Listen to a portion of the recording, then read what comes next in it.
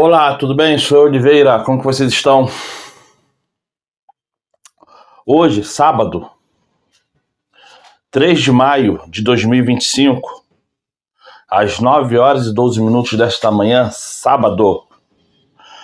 Tô aí, ó, te apresentando o QR Code para você ajudar o canal caso isso venha te agradar e mais o e-mail do Pix. Aí vai entrar essa foto aí, ó. Quando você acredita no paganismo, você vai acreditar nessa cruz. Trindade, triqueta, maçonaria. E quando você acredita na mensagem, você vai aprender o que é pedra angular. Então Cristo, ele foi no madeiro e não na cruz, tá bom? Pense nisso aí. E também tem aqui.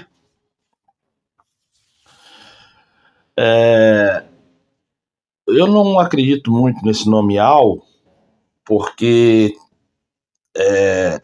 o sentido do verdadeiro nome, literalmente falando, é um pouquinho diferente disso aí. Mas esse é o mais próximo. É o mais próximo que podemos ter da verdade. Sobre o nome do Criador, do Salvador e de muitos da Bíblia. Mas preste atenção. Muito do que está sobre a história de Jesus, na nossa Torá está longe de ter sido assim. Aquilo muito foi escolhido. Não é à toa que você vai achar um monte de Bíblias do Novo Testamento que vão ser encontradas ao longo da história onde Jesus era outra pessoa. Muito do que você encontra sobre a história de Jesus em livros judaicos muito antigos é em código. É chamado de Yeshu, é nomes que se dá. Ou aquele que perverteu na época de tal, é encontrado de modos assim diferenciados. Então na nossa Torá, ele não foi o Messias. Na nossa Torá, ele acabou representando o que a gente chamaria do falso Messias, que ele tem coisas que poderiam parecer que mas no final das contas não fez a parte básica estrutural. Exemplo, pega Isaías 53, você pega Daniel. O que o Messias vai fazer? O judaísmo tem esses profetas. O que esses profetas judeus falam? Ele vai construir o terceiro templo, ele vai fazer a paz entre os povos, as guerras vão acabar, a idolatria vai acabar, o nome de Deus vai ser um. Toda essa parte básica a gente acredita que não só não aconteceu, como piorou. Porque depois que iniciou-se algumas religiões, aumentou-se mais morte. Mais ainda, ideia em ramificações do cristianismo. Para o judeu não faz o menor sentido você pegar segundo dos 10 mandamentos, que está claro até não poder mais, fazer uma estátua e dizer, tá certo, a gente ainda tirou isso do judaísmo. Então, por isso que é um ponto muito doído. Muito doído até porque você também tem o deísmo. Os judeus mataram Jesus. Que isso é parte da perseguição aos judeus. Mas então vocês acham que o Messias está para chegar? Está Exatamente. Próximo? O que está esperando? Tem a ver com o final dos tempos? 100%. A ideia na Torá do Messias é que ele vai vir fazer o que está escrito nos profetas. Construir o terceiro templo, fazer a paz, e que isso vai ser a era final. Uma era de renovação. Uma era onde esse mundo não vai acabar. Muito pelo contrário, ele vai se renovar por uma eternidade. Agora, você tem algumas, digamos assim, alguns gatilhos que começam a chamar atenção. O que a Kabbalah fala muito tempo atrás? Para te dizer que quando o mundo chegar no sexto milênio, que é a partir do ano 5000, em um instante começa o sexto milênio, a gente no judaísmo está em 5.787, quando chegar a partir do ano 5000, os judeus vão começar, que é Jacó, vão começar a voltar para Israel. E aí, os amalequitas e ismaelitas, que seriam o muçulmano radical, vão causar muito sofrimento. E depois que Amaleque e os ismaelitas causarem sofrimento aos judeus, quando já tiverem voltado para sua casa, saiba que o shofar, que seria o chifre do cabelo do Messias, vai ser ouvido no mundo todo. Então a gente acredita estar próximo. Eu acho que a gente nunca se conscientizou de tantas profecias na sua cara, de forma tão, digamos assim, jogadas para você.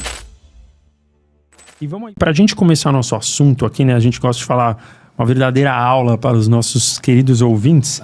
Se a gente pudesse começar com a Kabbalah judaica. Claro. Né? Quais seriam as bases do conhecimento da Kabbalah judaica? E o que ela é, né? Para quem não sabe ainda. A Kabbalah vem do hebraico, literal, recebimento. E a gente tem a Torá escrita, que é o Pentateuco, junto com toda a Bíblia, onde os cristãos também acreditam que é Isaías, os profetas, reis, escritos do rei Salomão, salmos. A gente tem a Torá oral, que é o que foi passado de boca em boca, mas inicialmente não era para ser escrito, porque podia se perder parte dos segredos do judaísmo. E existe algo mais profundo ainda, que é a Kabbalah, que é um recebimento que é literalmente de mão em mão. Lembra um pouco, né? Aqui no Brasil eu logo faço a associação com a ideia de maçonaria. Certo. É um segredo que é passado de pessoa em pessoa, quase não se traduz livros. Boa parte do que a gente vê de Kabbalah hoje, como vocês comentaram, a Kabbalah judaica. A Kabbalah é um livro judaico. Mas por que se usa Kabbalah judaica? Porque hoje em dia se dá muitos nomes de Kabbalah para várias áreas, que às vezes nem tem a ver com a Kabbalah original do que está lá. Exemplo, Kabbalah do amor próprio. Aí tem um livro sobre amor próprio, psicologia, mas o nome está Kabbalah do amor próprio, talvez porque gere mais engajamento, por aí vai. Mas a Kabbalah, ele é um ensinamento da espiritualidade, da alma que existe em cada um dos 613 mandamentos do judaísmo. Ele é a parte espiritual. Ou seja, eu faço isso por uma lógica, eu preciso questionar, mas deixa eu entender o que eu ativo espiritualmente quando eu ajo dessa forma. Como eu medito? O que eu entendo sobre os sonhos? Toda a parte que é oculta, mística, esotérica, ela se encontra na Kabbalah. O livro fundamental da Kabbalah é Zohar, que é o livro do esplendor. No português significaria o livro das luzes. É toda a luz que você consegue compreender, não só através do entendimento, mas através da visão. Então a gente na Torá oral, quando tem discussão entre sábios, e é muito comum no judaísmo a discussão, você fala assim, Tashma, em aramaico, venha e escute. Mas quando você tem um ensinamento na Kabbalah, em aramaico, é dito Tahazi, venha e veja. Não tem discussão. Não tem discussão. É dado. É dado. Então é igual você tá na sala, escutou um barulho na cozinha, quando você escuta, você fica, foi a panela, caiu, não sei. Quando você vê, acabou a discussão. Eu vi aquilo. Perfeito. Então a Kabbalah tem essa pegada de que o que eu posso enxergar, como eu posso ser impactado por algo quase que sem discussão em cima. Isso é a Kabbalah, né, de forma geral. E tem abrangências que são quase que intermináveis nas suas ramificações. Quem seriam os grandes líderes da Kabbalah? Quem que criou? Quem são as grandes pessoas por trás dela? Cara, o primeiro, né, que a gente tem, que falava de temas assim, mas ainda era oral, era o primeiro patriarca Abraão. Onde na própria Torá é dito que ele olhava para as estrelas e Deus falava para ele, não fica preocupado ao olhar para as estrelas e ver que você não vai ter filho. Sabe que a tua alma está acima das estrelas. Eu vou te dar um filho, que era Isaac, que era impossível porque a esposa tinha 90 anos e era estéril. E ele olhava nas estrelas. Vem a Kabbalah e diz por que ele olhava nas estrelas? Porque ele dominava a sabedoria da astrologia no viés judaico. E ele sabia que pela astrologia as coisas não têm muita mudança. Na nossa visão judaica, na astrologia, as coisas são como você vê. Ou seja, não tem como mudar. E aí Deus fala para ele, tem como mudar. Porque a tua sorte, a tua alma, ela está acima do destino. Isso é um dos pensamentos mais clássicos judaicos. Você pode mudar qualquer coisa, por exemplo, através da reza, do jejum, mudança de ações, caridade. Existem mitzvot, mandamentos específicos que você consegue quebrar um decreto ruim ou adicionar um bom. Então, Abraão é o primeiro. Tem livros até de Kabbalah bem antigos que a gente conecta, associa a Abraão.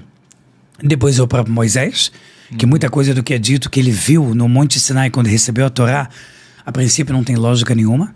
Como, por exemplo, Deus dizer para Moisés, você pode ver as minhas costas, mas você não pode ver a minha face. E aí ele fala, tá bom, então eu só vou olhar para tuas costas. O que é costas? O que não é ver a minha face?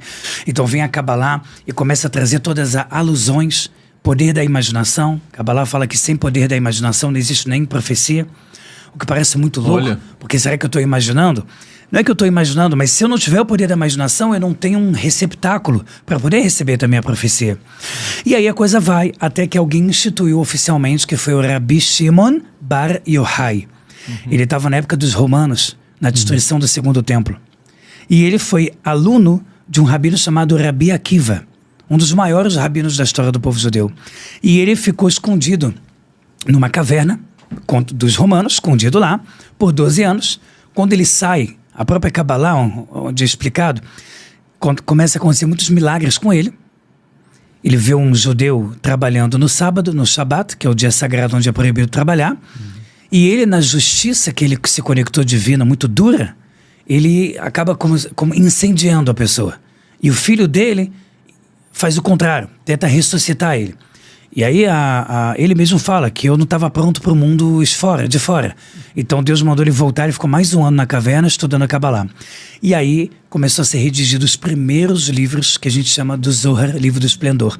A partir daí é a desenvoltura desse primeiro livro, como se fosse a interpretação da Bíblia. Em que ano era isso? Se a gente pode... Sim. Tem data? Por volta de 1958 anos. Porque a gente fala que há 1958 anos foi destruído o templo.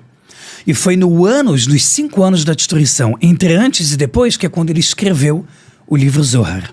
Seria 1958 anos para trás. Quase 2.000 anos atrás. Ou seja, seria um pouco depois de Cristo.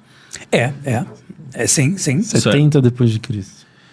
Uma coisa que eu acho muito interessante, e ainda com o que você falou, que a Kabbalah você consegue ver, né? Sim. E a Kabbalah, ela fala sobre a criação do universo, uma maneira bem diferente sobre a ciência.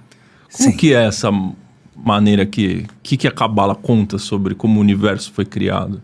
A primeira coisa que é mega interessante falar é que toda a Kabbalah é baseada na primeira palavra da Torá, que é Bereshit, que significa no início. A primeira letra da Torá não é Aleph, que é A. Ela é a B, que é a segunda letra. E tem vários motivos que estão dentro delas, especificados um pouco da sabedoria da criação.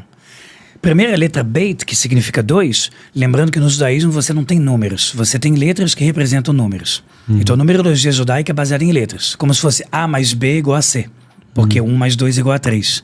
Tudo é baseado nas letras. E a letra Beit, ela é número 2, que representa a dualidade. Por isso que logo no início da criação está escrito o céu e a terra, a luz e a escuridão, o bem e o mal. Porque Deus, ele criou o universo através da dualidade. Só que no primeiro dia, quando Deus fala que foi criado a luz, eu agora falo da Bíblia mesmo, da Torá, não está escrito sol e lua, luz física, só tem isso no 4º dia da criação. E isso é uma mega curiosidade.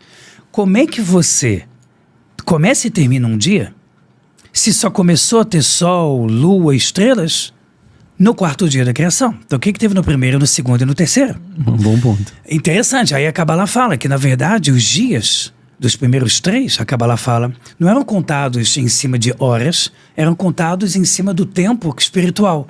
E aí tem uma passagem da Torá oral, que é de Moisés, de boca em boca, mas foi escrita por volta de 2.000 anos atrás, que fala que isso pode dar quinqualhões de anos, números absurdos que são feitas contas na Torá em cima desses primeiros 3 dias. Então a primeira coisa que você tem é o tempo. O tempo no início, a Torá fala que tudo era muito mais devagar. Certo. Isso faz um certo sentido em algum ponto com a ciência do espaçamento entre a Lua e a Terra, que quanto mais próximo você está, mais existe uma convergência entre ambos que faz a rotação da Terra ser mais rápida. Então o tempo ser acelerado. Mas sem olhar para isso, a Kabbalah diz que o tempo era mais devagar. Logo, os primeiros dias da criação podem ter acontecido em milhões de anos. Questão número 2, que a Torá fala que esse mundo, como a gente vê, ele foi o 10º da criação. Que Deus criou o mundo antes como se fosse, entre aspas, testes. E aí a Torá fala de animais gigantescos como se fossem crocodilos gigantes. O que a gente interpreta? Está falando dos dinossauros. Aí vem a própria Kabbalah e diz, por que Deus ia criar um teste? Se ele já é o Todo-Poderoso, se ele já sabe, é a filosofia do livre-arbítrio e do poder, né? De Platão, né? Se Deus é o Todo-Poderoso, ele pode criar uma pedra que nem ele mesmo pode carregar? Essa discussão tem em Platão, porque se ele é o Todo-Poderoso, então ele criou uma pedra que ele não pode carregar, então ele não é o Todo-Poderoso. Exato. E se ele não pode criar, ele também não é. Então a gente fica, não é? Muito interessante essa discussão. Mas a ideia é que os testes servem para o que o humano vai enxergar. Deus, ele fala na língua do homem. Porque se ele falar numa língua espiritual, sem dualidade, sem comparação, sem a estrutura de unidade, tempo e espaço, que é a tridimensão que a gente vive, a gente não vai entender nada. É igual falar de uma cor que não existe. A cor tal é linda, mas essa cor não existe. Pois é, mas eu acho ela linda. Seria devaneio total. Então Deus, ele fala a língua do homem e a Kabbalah vem mostrar que Deus está te dizendo o quê? Olha o mundo perfeito que eu criei. Porque é como se eu tivesse testado e criado e recriado até sair a coisa perfeita. A ideia é que a gente já consiga ativar daqui o amor a Deus, o amor ao Criador. Porque se tudo é tão automático, sem uma diferença entre bem e mal, certo e errado, aonde eu vou ativar o meu amor? Normalmente eu ativo o meu amor baseado também no que eu tenho repulsa pelo lado contrário. Porque normalmente a Kabbalah fala Zé Leomad, Zé Asa Elohim. Deus tudo ele fez numa equivalência dos opostos. E baseado nisso eu consigo entender. A dualidade. A dualidade, o tempo todo. Então a Kabbalah o tempo inteiro se baseia na dualidade para conseguir te ensinar algo. Senão não teria como ensinar. Não teria como ensinar. A gente não teria como aprender. compreender, na verdade. Exatamente. Então tudo que a gente fala, Deus com a sua mão direita salvou o povo judeu do Egito. A gente vai agora, nós judeus vamos comemorar nesse sábado à noite, Pessah, que é a festa da saída do Egito, que muitos chamam no Brasil Páscoa, é a Páscoa judaica. Sim. Porque fica parecido nas datas. Por que a gente vai comemorar isso? Porque a gente vai lembrar que o que Deus fez com a gente. Faraó, as 10 pragas. Mas tudo lá é metafórico. E o Maimônides, que foi o maior filósofo do povo judeu, que tinha discussões com ideias de Aristóteles, mas ele era ao mesmo tempo um grande rabino, ele fala, se Deus não falasse assim, a gente não ia entender qual sentimento Deus está ativando para que você aprenda algo. Eu não vou conseguir me conectar com Deus. Mas não pode dar margens para interpretações erradas? Pode. Que é o que acaba acontecendo? Ou Pode. a pessoa não entender absolutamente nada do que está escrito? Pode. O Maimônides, ele fala num livro chamado Guia dos Perplexos. Um livraço, dá mais ou menos umas 1000 páginas, só de discussão filosófica sobre unidade divina, providência divina, bondade, maldade. E ele faz essa pergunta, ele diz, não seria muito mais fácil Deus, ele... E aí eu vou pegar o teu exemplo e vou além. Não seria mais fácil Deus não dar margem para nada? Joga na cara. É. Sabe aquela Como coisa? se fosse matemática. A mais B é igual a C, né? Assim, escracha logo pra pessoa ficar, caramba, vou ficar até sem graça de não acreditar. O Maimônides fala que isso mataria e destruiria o livre-arbítrio. Porque o poder do livre-arbítrio está na conquista do mérito. Eu preciso conquistar por esforço próprio e acreditar porque eu cheguei. Se eu acredito porque eu não tenho opção, eu não tenho mérito algum. Logo eu não tenho conquista nenhuma, logo não faz diferença nenhuma eu existir ou eu não existir. Então a filosofia judaica quer te ensinar que a conquista é o que faz você sair do ponto A para o ponto B. E ela só existe no livre-arbítrio. Então se Deus jogasse na tua cara o que é a realidade espiritual sem nenhuma conquista, duas coisas vão acontecer. Acabou meu mérito. E número 2, a minha tendência é ter ódio. Como assim? A Torá fala que se você, Deus me livre, tá quase para virar um mendigo na rua. Vem alguém e fala, eu vou te sustentar. Eu vou te dar R$5.000 por mês para você ter uma vida minimamente normal. Aí, todo mês te dá 5 mil. No primeiro mês você fala, obrigado, você salvou minha vida, você é um anjo da minha vida e tal. Segundo mês, terceiro mês. A tendência de quem mantém alguém é, o que você está fazendo com o dinheiro? Você está usando? O que está acontecendo? Então Maimônides dá esse exemplo para dizer que a pessoa vai chegar num momento que ele vai começar a ficar com muita vergonha de receber aquele dinheiro. Porque ele tem que o tempo todo dar prestação de contas do que ele está fazendo. Isso começa a humilhar ele como um ser humano. Vai chegar um momento, o Maimônides fala, que pela filosofia básica de como funciona o ser humano, ele vai ter ódio daquela pessoa. Ele vai dizer, eu dependo de você. Eu não posso pensar diferente, eu não tenho o direito de estar em outro lugar. Então, como se ele fosse um bem do outro. Um bem. E aí o Maimônides traz isso na filosofia judaica de escrachar a verdade. Se não é pelo mérito, se não é porque eu quero, se não é porque eu decidi, e sim, eu sou obrigado, é muito difícil eu conseguir me apegar àquilo de forma verdadeira, amorosa. Eu sempre vou ter um ódio de que eu sou escravo de alguma forma daquilo. Então esse é um dos motivos. Por que Deus dá margem? Talvez para a gente exatamente se aprofundar. Como o rei Salomão fala, né, considerado o homem mais sábio da nossa história no olhar judaico, que se você não se aprofunda para buscar a Torá como o ouro e a prata, nem vale a pena encontrar ela. Porque se você encontrar de um modo errado, você vai perder. Se você encontrar ela de um modo que não seja realmente rico, você vai considerá-la como 2 mais 2 são 4. Não vai ter propósito em cima, não vai ter amor naquilo. Vai ser superficial. Superficial. Dado de mão beijada. Dado de mão beijada. Então, por isso que é importante ter essa dúvida para gerar a discussão e, com a discussão, gerar o crescimento espiritual, digamos assim. Exatamente. No judaísmo, inclusive, a gente tem a Yeshivá para homens, que é o Casa de Estudos de Torá, e para meninas, Midrashá. O que se faz numa Yeshivá ou para mulheres numa Midrashá? Você passa alguns anos estudando Torá, manhã, tarde e noite, independente se você quer seguir o rabinato, ou que seria padre ou pastor em outras religiões. Isso é muito incomum. Eu sei que tem a escola de freira, mas aí a pessoa normalmente vai ser uma freira. Por que isso é muito incomum? Porque a ideia judaica é, eu não posso chegar numa conclusão sem questionar. Quando o povo judeu falou, faremos e ouviremos, a famosa frase que quando Deus falou, vocês querem receber a Torá no Monte Sinai, o povo judeu gritou juntos, faremos e ouviremos. O que significa isso? Olha, Deus, eu vou fazer, mas depois eu quero entender detalhe por detalhe do que eu estou fazendo. Então, quando eu chego numa mesa de um sábado, de um Shabat, e tem o suco de uva, a mesa reunida, a hierarquia de que os avós tomam e comem primeiro que os mais novos, todos esses valores eu até faço, mas eu preciso em seguida entender exatamente o que eu estou fazendo. E é isso é Yeshivá. Você passa anos estudando o Torá, manhã, tarde e noite, com dezenas, centenas, milhares de livros, porque muitos anos de judaísmo, 3.300 anos, oficialmente tirando a história dos patriarcas, matriarcas, que aí você vai para 4.000 e pouco, e que você precisa chegar. Você precisa chegar naquela lógica. O judeu, de uma forma geral, como povo, é extremamente questionador e até, eu diria, teimoso. Na Torá, o povo judeu é chamado de povo de dura serviço, um povo teimoso. Você vê que Moisés fica toda hora tendo problema. Não, mas o povo tá reclamando. E aí Deus fala, então faz cair a carne de codorna, por exemplo, e alguns vão morrer de tanto que vão comer. Você tem essa coisa do teimoso, do dura serviço, da dificuldade de apenas aceitar. E aí vem um lado da Torá de então aproveita isso e questiona. Tem aquelas conversas de virar à noite tomando uma cerveja e você ir chegando em conclusões aos pouquinhos. A ideia da fé cega, ela é tratada com repulsa no judaísmo. Olha que legal. Não tem outra palavra, é uma repulsa. A ideia de que eu vou chegar para você e vou dizer, e pode ser com qualquer... Compare isso com qualquer religião. Se alguém chega para você e diz, se você não fizer isso, você vai para o inferno, isso seria uma coisa tão baixa. É como um judeu religioso escutar agora um funk que só fala, sei lá, promiscuidade e palavrão. É muito baixo. Entendi. Porque eu estou tentando passar por cima do teu sistema crítico e analítico sem respeitar o teu questionamento. Então, por isso que se estuda anos numa yeshivá. Eu quero ser médico, mas estuda 2 anos numa yeshivá.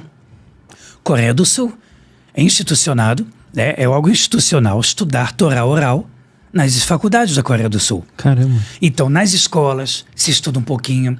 É comum que em casas de Coreia do Sul, você dê um resumo da Torá oral em coreano para a família quando nasce um bebê. Eu fico impressionado com isso. Por quê? Porque eles falam, não, assim você vai ficar mais inteligente porque você vai questionar sobre tudo. Mas é a parte judaica que mora na Coreia do Sul ou para todos? 2 coreanos, são 2 coreanos. Todos os coreanos. Depois até busquem assim rapidinho no Google, coreanos estudando Torá oral nas faculdades. Que legal. Porque eles falam, poxa, isso deve deixar eles mais afiados. Por que chama atenção? Porque como é que pode ser que você é 0,02% do mundo e 25 a 30% dos prêmios Nobel são de judeus? A matemática não bate. A matemática não bate. E alguma explicação tem que ter, e a explicação é um amor muito grande pelo estudo. Por exemplo, no Alcorão, o povo judeu é chamado de povo do livro. Em alguns lugares é chamado de povo escolhido. A ideia não é você ser melhor do que ninguém. Você não é melhor do que ninguém. Mas se você se apega profundamente ao ensinamento e ao estudo, você tem uma camada de proteção muito maior. E por que é incomum, você falou? Não é tão comum ter jovens, pessoas querendo... tanto os meninos ou as meninas adentrar as escolas. Você comentou que é incomum. Incomum qual caso agora na Coreia do Sul? Não, no Brasil, por exemplo. Esse tipo de coisa não é comum no Brasil. Eu acho que a forma de enxergar a religião no Brasil... eu falo como alguém de fora, né? Certo. Eu sou judeu, nasci no meio judaico, mas a maior parte dos meus colegas, pessoas com quem eu trabalho, vivo, não são judeus. E eu percebo que tem a ideia da fé cega. Não no sentido pejorativo. Talvez uma ideia que eu busco interpretar como uma coisa pura. Da pessoa dizer, não, eu quero como uma criança fechar os olhos e acreditar que meu pai vai me pegar no colo. E por mais que eu veja isso com uma beleza, isso é tão não judaico, que eu acho que isso é o que fomenta o judeu a ter que estudar línguas. O judeu ele sempre corre atrás de saber línguas. Porque eu acho que você, não, mas eu não quero ser enganado. Eu tenho medo que algum dia alguém me fale uma interpretação até em cima do meu judaísmo e eu não esteja sabendo. E eu acho que o brasileiro, de forma geral, ele não é um país de guerras, não é um país de perseguição, claro que teve a escravidão e tudo mais, mas você não tem a ideia de vamos massacrar, Deus me livre, agora aquele tipo de brasileiro. Eu não vejo isso. Sim. A religião é quase que comum para todo mundo. Eu não sei se eu estou certo, mas eu li uma vez num artigo de uma mulher fazendo um TCC sobre religiões, que o número de cristãos no Brasil, numericamente, seria o maior do planeta, independente se são praticantes ou não. Então eu acho que a coisa desce... de uma maneira mais leve. É muito automático, é assim que eu vejo. É mais leve. Né? Muito mais leve. E o judeu tem aquela coisa o tempo todo. Questionamento. E será que eu vou continuar no Brasil? Então olha só, as minhas 3 gerações de vida nunca nasceram no mesmo país. E isso é judaico. A minha avó nasceu no Egito, o meu bisavô nasceu no Líbano, a minha mãe nasceu no Egito, eu nasci no Brasil e a minha filha nasceu em Jerusalém. 4 gerações, 4 países diferentes. Isso é incomum. Isso é zero comum. Um japonês costuma nascer no Japão.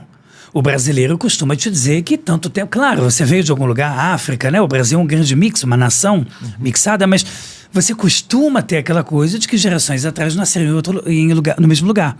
O judeu não. O normal é que eu nasci em lugar diferente. Logo, eu quero resgatar também a memória dos meus avós. Eu quero aprender o dialeto Yiddish, que é 80% alemão, um pouco de hebraico e inglês. Eu quero saber inglês porque os judeus estão no mundo inteiro. Quando eles vão tentar se falar, acaba que o inglês é universal. Não é todo mundo que sabe hebraico, mas muito judeu, a maioria esmagadora fala inglês. Então, eu acho que essas situações vão fomentando no judeu. Eu tenho que estudar. Eu não posso ficar para trás. Muito bom, muito bom. Ainda na Kabbalah, a gente estava falando que é dualidade, né? Sim. Como que é a interpretação do bem e do mal, segundo o Kabbalah? O bem e o mal, eles foram... A Torá acredita, a Kabbalah acredita que eles foram criados na sua essência. Ou seja, Deus não é mal e não criou o mal, é o ser humano. Não, para a gente não faz o menor sentido, porque o ser humano, ele não pode criar na nossa ideia, né? Ela você, nada se cria, tudo se transforma. Eu não posso criar porque eu não sou Deus. E se você fala que você criou algo que inexistia, então você deu um poder divino para um ser humano limitado. Então a nossa lógica é, Deus criou o bem e o mal e Ele colocou as 2 essências na tua mão. E você vai usar os 2 ao teu bem querer, como você quiser. Ao bel prazer. Ao bel prazer. Livre-arbítrio. O livre-arbítrio total. E se eu quiser fomentar o bem, que bom, o bem vai puxar o bem. Então a Torá tem uma frase famosa, né? Cada mandamento positivo que eu faço, imediatamente vai vir um próximo mandamento positivo. Cada mandamento negativo, vai vir um contrário. E dessa forma eu vou me tornando um antro. Como se fosse um pequeno templo. Não é à toa que o judaísmo tem uma frase linda que eu até botei no convite do meu casamento, que é: criem para mim um templo e eu morarei dentro deles. Aí a Torá fala, tá errado. Se é um templo, é dentro dele. Por que dentro deles? A Torá fala porque cada ser humano, quando ele está conectado diretamente com Deus, ele é um templo. É um templo para si. E Deus vai estar dentro dele. Então, se você optar pelo mal, é o mal. Se você optar pelo bem, é o bem. Tudo é livre-arbítrio no judaísmo. Não tem, porque não sei, o diabo fez eu fazer. Não bota a culpa no diabo. Foi você que fez. Tem a umbridade de que o livre-arbítrio está dentro de você. Você pode ser influenciado, pode. Você pode ser manipulado. Mas você sempre tem o livre-arbítrio inserido para o bem ou para o mal. Então a gente acredita nessa dualidade por essência e que depois vai ser ramificado e ativado a cada pensamento, fala e ação, que a Kabbalah fala que são as únicas 3 roupagens do mundo físico. São as 3 únicas formas do corpo, da alma se ativar nesse mundo. A forma que eu penso, falo e faço. Eu queria voltar naquela questão que você falou do questionamento, né? Que o povo judeu questiona tudo. Sim. A gente pode dizer que a dúvida, o questionamento, ele é o alicerce para uma fé maior? Sem a menor dúvida, eu acho que essa pergunta que você trouxe é sensacional. É quase que uma pergunta assim, retórica no judaísmo. Vou te falar uma frase que é muito judaica. Famosa. Um bom rabino vai costumar te responder com uma boa pergunta. A ideia é que você tem que responder sim, você tem que fazer afirmações, mas a resposta em forma de pergunta, ela nunca vai terminar o laço do pensamento. E a resposta que tenta definir, ela normalmente tenta emparedar, né? Colocar aquilo num pacote pequenininho.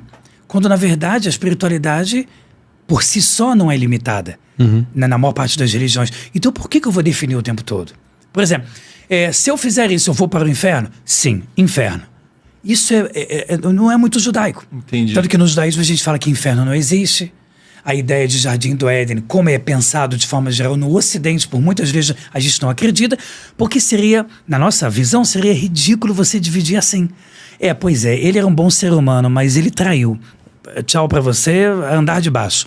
Esse cara fez isso, mas ele aceitou Deus, ou na religião cristã, tá 1 segundo antes de morrer. Céu, esse é bom.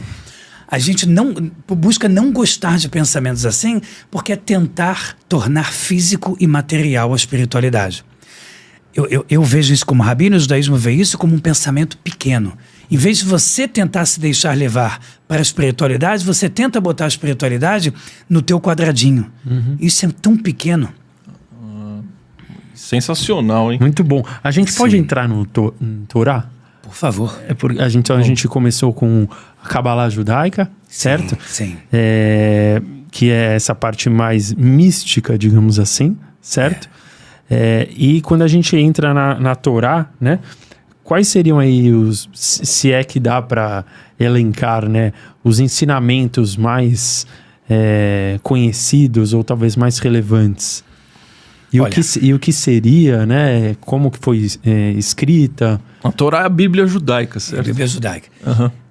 Você fez uma pergunta bem difícil. Ela parece super simples, mas ela é muito difícil porque o judeu ele tem dois momentos, existem duas definições quando ele fala, vamos sentar para estudar a Torá? Existe a ideia da Torá, Pentateuco, o rolo da Torá, que Moisés escreveu no Monte Sinai e foi dado ao povo de Israel no deserto há 3.300 anos. E existe, vamos estudar a Torá no sentido de vamos estudar a espiritualidade judaica, sendo qualquer coisa. Pode ser um dos 24 livros da Torá escrita, que vai desde de Gênesis até Salmos, Eclesiastes, Provérbios, que são os reis que a gente conhece da Torá. Ou você vai estar falando desse aspecto mais, então, literal, né? O livro daquela forma. Lá tem 613 mandamentos. Então, elencar não é tão fácil. Mas se a gente quiser fazer um resumão, são 10 mandamentos. Os 10 mandamentos, eles são considerados para o judaísmo a base para uma sociedade viver bem. Seriam os 10 mandamentos diferentes? Os mesmos que são famosos. São iguais. O que está no cristianismo, normalmente, que a gente chama de Velho Testamento, 99%, tirando traduções que a gente não concordaria, mesmo respeitando, é a Torá. E os 10 mandamentos é a mesma coisa. Certo. Então, honrar pai e mãe, servir o sábado, porque você tem que ter um dia para parar. Então, isso é a base que a gente elencaria. Inclusive, é muito legal que se você olhar lei romana, lei inglesa, você vai olhar muito, muito, muito do que é chamado no Brasil a cultura judaico-cristã. Por que é tão falado isso? Porque muito do que está na Torá e nas discussões da Torá oral viraram lei. Só que a gente falava disso espiritualmente há muitos anos. Claro que você tinha Hammurabi, pessoas sábias demais, Egito Antigo, muitas pessoas sábias. E um desses povos que gostava de tentar entender, isso é legítima defesa ou é assassinato? Em mínimos detalhes, há milhares de anos. Agora, se a gente quiser resumir mais do que os 10 mandamentos, existem duas frases que são muito poderosas no judaísmo. A primeira é, ama o próximo como a ti mesmo. Ela foi falada pelo Rabi Akiva e pelo Hillel Azaken, um filósofo do povo judeu que veio há milhares de anos e que alguém uma vez disse para ele, se eu quiser me converter ao judaísmo, que é uma possibilidade, qual é a frase que você diria num pé só? É o tempo de ficar num pé e acaba caindo o segundo pé. Ele fala, ame o próximo como você mesmo, porque toda a ideia dos mandamentos é chegar lá. A segunda frase que é muito famosa, que até uma vez no TV Cultura o Haddad falou, só que falou a fonte errada, que é aquele que salva uma vida é como se salvasse o mundo inteiro. Que é uma frase também famosa da Torá oral, que ele é muito repetido no judaísmo. Por que é falado isso? Porque Adão foi criado como um só. Então, se ele não tivesse se cuidado ao mínimo, o mundo inteiro não existiria. Então, a gente tem muito a ideia no Holocausto, se eu posso salvar uma criança, e com a lista de Schindler, se eu conseguir salvar uma criança, eu salvei o mundo inteiro, porque dela pode sair coisas maravilhosas. Então, essas são duas frases que elas representam muito o judaísmo. E terceira, talvez, bom, dá para falar sem parar, mas a terceira é a caridade salva da morte.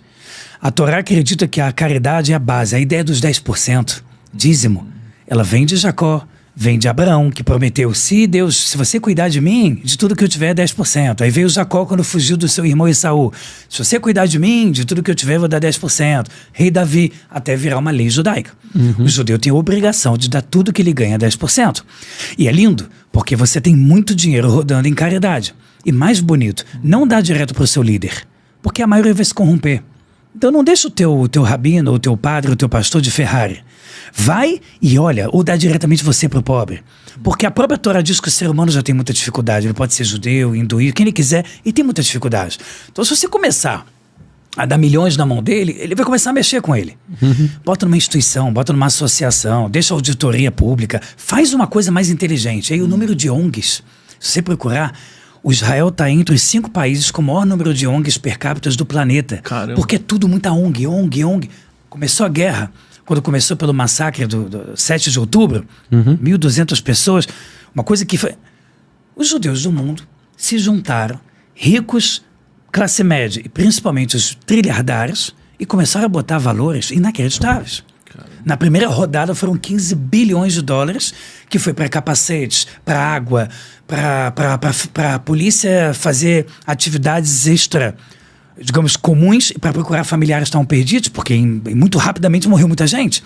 Então, essa atividade judaica de caridade é muito forte. Então, a gente costuma falar que é dúbio. A caridade salva da morte, ela tem 2 ideias. A ideia de que ela salva da morte literalmente, e também que quando você faz a caridade, algo ruim podia acontecer e você cancelou aquele decreto espiritual por ter sido bondoso. Tanto que tzedakah, caridade não é caridade, em português é justiça. Quando você doa, você só está fazendo o que é certo, não é que você é bonzinho. Então tem essa ideia bonita, tzedek, faça o que é justo. Aí você limparia coisas suas, pecados que você cometeu? Isso já é interessante. Nem tanto, porque a ideia é que um ser humano ele não pode substituir o pecado que ele teve por uma boa ação. Porque senão viraria uma grande negociação. Que é muito comum existir em muitas religiões. Não, calma aí, eu pequei, mas se eu fizer aquilo, eu tô salvo. E aí não é muito bem aceito isso no judaísmo.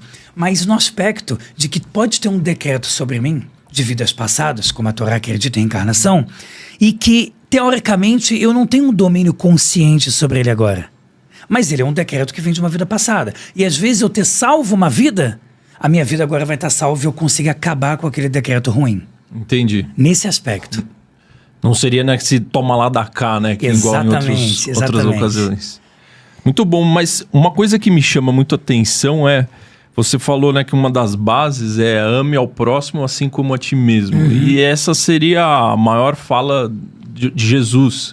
Seria o Messias dos cristãos. Sim. Por que ele não é considerado o Messias para os judeus? Eu até vou... Boa pergunta. Muito boa pergunta. Com a tua permissão, eu começaria pensando primeiro o contrário. Por que Jesus falou essa frase? Porque ele era judeu. E a Torá fala que a Torá oral... Bom, boa parte da vida dele na Torá oral... foi destruído pela igreja nas épocas das cruzadas e Inquisição, porque os judeus eram fortemente perseguidos nesses ambientes, porque o judeu tinha a história de Jesus escrita. Isso não era muito inteligente, porque até hoje você tem muitas vertentes de quem foi Jesus e de que forma. Aí você tem um conselho de Nicéia, e aí você tem os ocultismos. Exatamente, e aí você tem um imperador romano poderosíssimo, muitas vezes fazendo, não, peraí, vamos escolher, tô falando agora como judeu, tá respeitando 100% as outras religiões, mas na nossa visão a gente fala, peraí, muito do que tá sobre a história de Jesus, na nossa Torá tá longe de ter sido assim. Aquilo em muito foi escolhido, na nossa visão, tá? Foi muito escolhido. Não é à toa que você vai achar, se você fizer uma busca rápida, pode ser Google ou Google Acadêmico, você vai encontrar um monte de Bíblias do Novo Testamento que vão ser encontradas ao longo da história onde Jesus era outra pessoa. Você, assim, enquanto a gente está conversando, você der um Google, de acordo com, por exemplo, o Novo Testamento que foi encontrado de validade de quase 1.500 anos atrás por Carbono 14 que eles mediram, Jesus não era nem Messias, era considerado pecador. E que a igreja falava que era blasfêmia e não podia ler. Então a gente acredita que isso foi muito mais escolhido do que vivido. Por que a gente se sente no direito de falar isso? Porque ele era judeu. Ele estava na época do Segundo Templo. De acordo com a Torá oral, ele estudava numa yeshivá. Ele tem a história dele. Só que 80% em média, a gente acredita porque a gente não sabe o que perdemos. Mas, em média, a gente acredita que 80% da história dele não está mais com a gente. Muito do que você encontra sobre a história de Jesus em livros judaicos muito antigos é em código. É chamado de Yeshu, é nomes que se dá. Ou aquele que perverteu na época de tal, é encontrado de modos assim diferenciados. Certo. Então, na nossa Torá, ele não foi o Messias. Na nossa Torá, ele acabou representando o que a gente chamaria do falso Messias. Que ele tem coisas que poderiam parecer que é, mas no final das contas não fez a parte básica estrutural. Exemplo, pega Isaías 53, você pega Daniel, uns últimos capítulos. O que o Messias vai fazer? O judaísmo tem esses profetas. O cristianismo e o islamismo também acreditam em Isaías e Daniel. O que esses profetas judeus falam?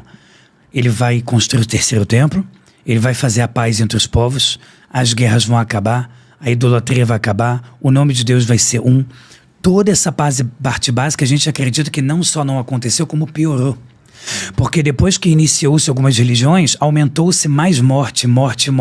Mais ainda ideia em ramificações do cristianismo de, não, esse aqui é uma estátua, mas espera aí, mas tem o segundo mandamento, não terá outros deuses, se você não terá estátua, não terá papapá.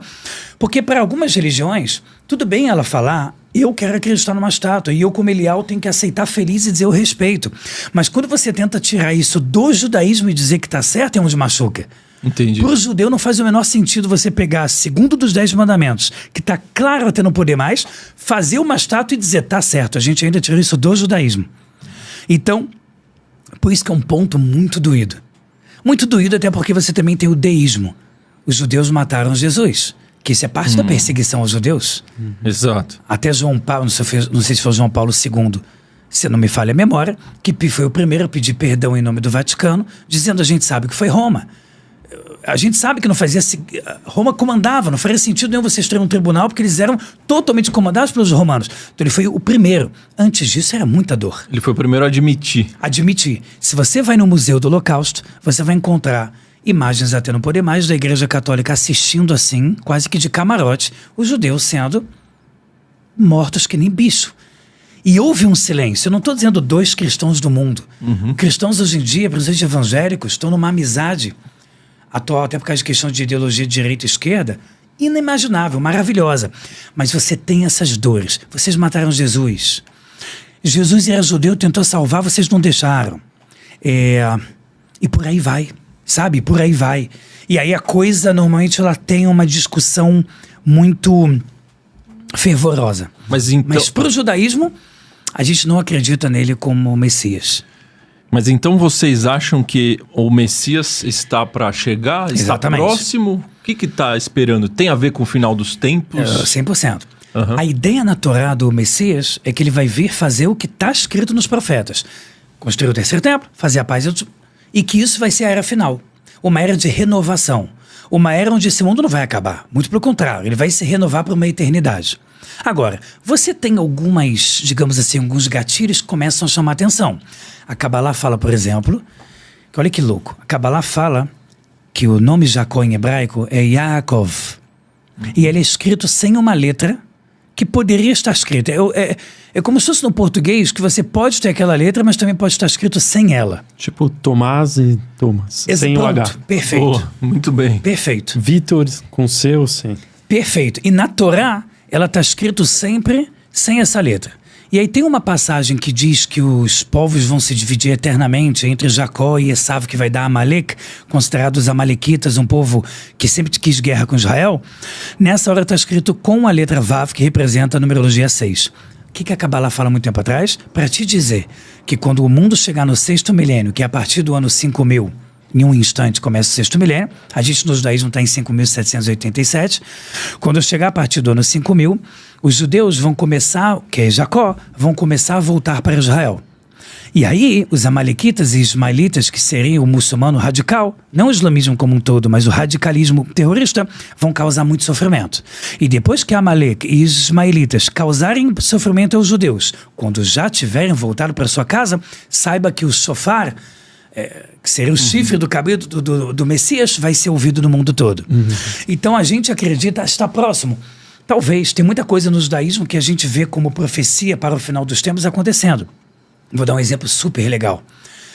legal de falar, não de acontecer.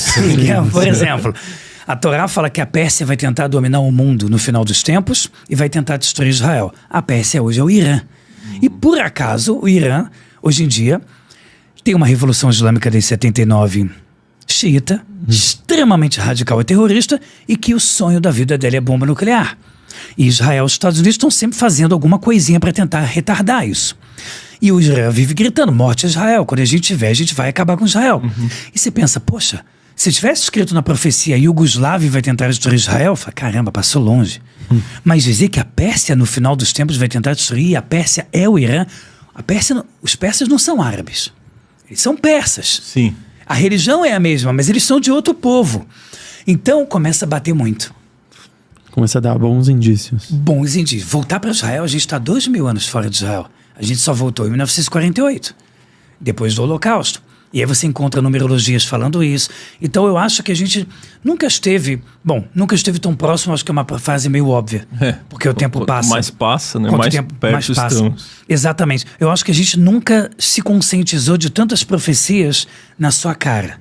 De forma tão, digamos assim, jogadas para você. Que outras profecias a gente pode esperar para acontecer nos próximos tempos? Porque no cristianismo muito se fala que no Apocalipse, né, para os cristãos é o Apocalipse.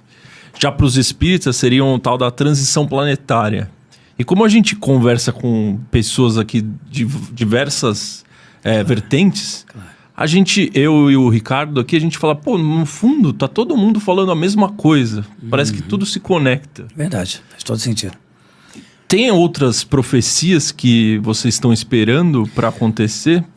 Tem uns até detalhes, acontecer a volta, a chegada, né, no caso de Claro. vocês. Então, tá cheio de detalhes. Por exemplo, tá escrito na Gemara em Sanedrin, que é um tratado da Torá oral sobre justiça, que é dito que a natureza ela vai florescer em Israel na mão dos judeus.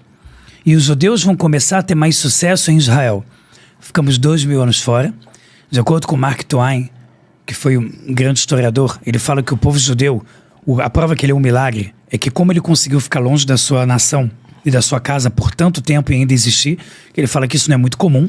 Se você pega uma tribo de índios e joga eles agora para a área urbana, normalmente acaba em 10 anos. Como é que você está 2.000 anos, o hebraico se mantém, a Torá, o rolo da Torá? Muito detalhe.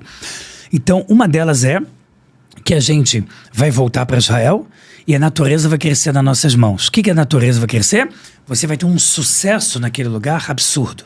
Um sucesso, por exemplo, pecuária, agricultura.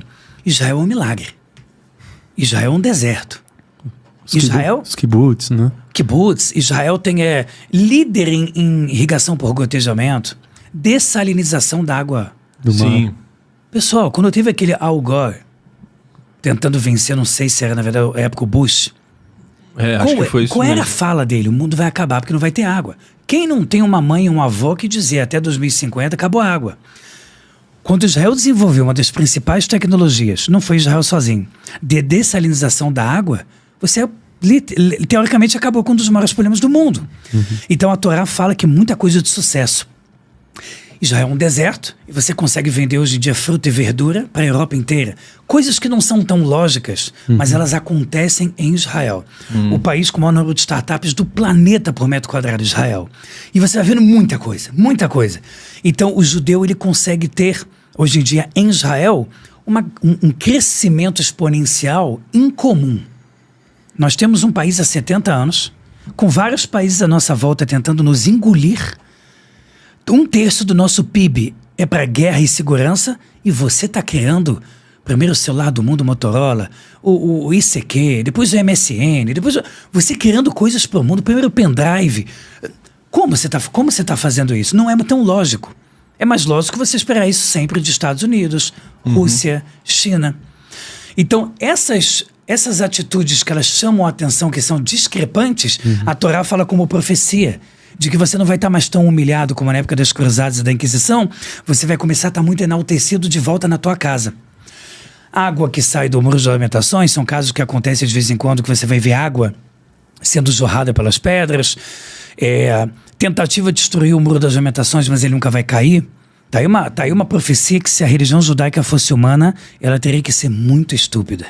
Por quê? Porque não faz o menor sentido uma profecia milenar dizer que um povo que é perseguido desde o começo, dizer o muro das lamentações que existe desde o primeiro templo não pode cair. Porque se cair, tá errada a profecia. E profecia não pode estar errado. Nossa. E aí o muro das lamentações fez parte do primeiro templo. Aí foi tudo destruído, ele ficou em pé para o segundo templo. E ele está até hoje. Então é curioso, é irônico, mas tem que ser muito corajoso.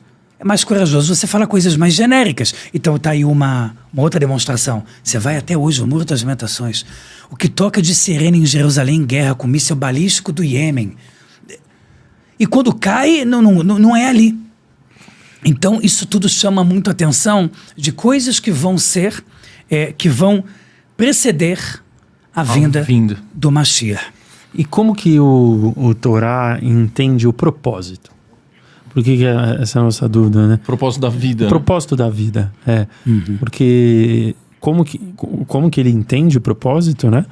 E se tantos anos de sofrimento do povo, né, judeu, se isso está relacionado com simplesmente, não é simplesmente, você entendeu o meu ponto de posicionamento, se é de fato algo que acontece com outros povos querendo tirar vocês, né, da face da terra, ou se de fato pode ter a ver com algo relacionado ao propósito. Sem a menor dúvida, não, o judaísmo tem. Então, primeiro, né, que como a Torá enxerga o propósito. O propósito, ele começa a partir do ponto que você vive. Primeiro uma coisa, eu vou falar uma coisinha menor, digamos assim, mais emparedada para a gente aumentar. Primeiramente, pelo pão do mérito e não o pão da vergonha. Quanto mais eu vivo meu livre-arbítrio numa essência, onde eu busco a espiritualidade, onde eu busco fazer o bem, porque eu entendo o motivo pela qual eu fui criada, eu faço parte do propósito. Porque Deus, ele me criou para me amar, mas para me fazer bem. Porque um pai quer o bem do filho. Se eu conseguir entender isso e devolvo, ou seja, dou muito orgulho para Deus e faço o que Ele espera de mim, eu vivo o propósito. Você faz parte do propósito. Eu faço parte do propósito. E o que Ele espera de você? Essa que é a dificuldade. Você primeiro vai ter o lado mais humanista, que é que você seja uma pessoa boa, faça o bem, não tenha inveja, proibições gravíssimas da Torá, dos 10 mandamentos, você não vai cobiçar, você não vai fazer isso, você não vai ter inveja, você não vai fazer idolatria. E chegar no teu tikkun, que a gente chama do teu conceito, a Kabbalah tem muito nome tikkun, o teu conceito pessoal, que é o que você especificamente veio fazer nesse mundo. Aí a Torá fala, assim como não existem um olho que é igual um do outro, ou linhas na mão que são iguais uma do outro, sabe que o teu propósito é único. E aí você tem então um propósito geral, que é o que estamos fazendo como humanos no mundo, independente de quem você é, judeu ou não, e o que você especificamente veio fazer que ninguém pode fazer no teu lugar. E aí muitas vezes está atrelado a uma profissão, ou a um trabalho voluntário, algo que você vai fazer a diferença no mundo e vai ajudar a trazer mais luz e que ninguém poderia fazer isso a não ser você. A não ser você. Essa coisa da unicidade na criação. Toda hora, como Adão foi criado sozinho, você também é um só no mundo. Então o que Hashem quer de mim? Então, você tem a geral e a pontual. Muito legal. Todo mundo tem um dom, será? Então, Deus deu para todo mundo um talento que ele pode ser útil ao mundo? Eu acho que é muito boa a tua pergunta, porque a pergunta é: o meu propósito precisa ter a ver com um talento específico ou não? Inicialmente, a lógica diria que sim. Porque se eu tenho que fazer algo diferenciado, eu preciso de uma estrutura também diferenciada. Mas tem o outro lado. Qual que é o outro lado? Muitas vezes, baseado em vidas passadas, ou no que Deus quer que você conserte, você vai vir sem aquele talento, você vai vir com aquilo como defeito. Para aquilo ser tão chamativo e buzinar tanto na tua vida, para que você foque tanto naquele ponto, aonde a partir do momento que você retifique aquela característica conquistando um talento, olha que interessante, conquistando, aí não é mais dom, porque dom a gente entende como inerte, né, do nascimento. O Neymar nasceu jogando bola. Mas o mais alto nível eu consigo retificar um ponto dentro de mim, que pelo meu mérito vai ter sido muito maior, e a partir dali eu vou fazer a diferença no mundo. De novo, se você nasce inteligente, você não tem mérito nenhum. Essa é a visão judaica. Pessoal, fiquem quietos aqui, porque quem tem memória fotográfica aqui sou eu. Isso pela Torá é ridículo, porque se você nasceu com aquilo, você não tem mérito nenhum. O tempo todo o judaísmo eu conquistei por mérito ou eu recebi? É o tempo todo está em volta. Então, se você tem algo porque você nasceu com aquilo, toma cuidado para não se envaidecer demais, porque você não fez nada para receber aquilo.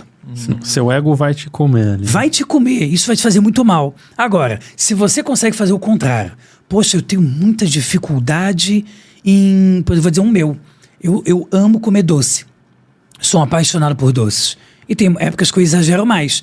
Então eu falo, caramba, eu preciso tomar cuidado com isso. Se eu não tomar cuidado com isso, eu vou destruir minha saúde ao longo dos anos.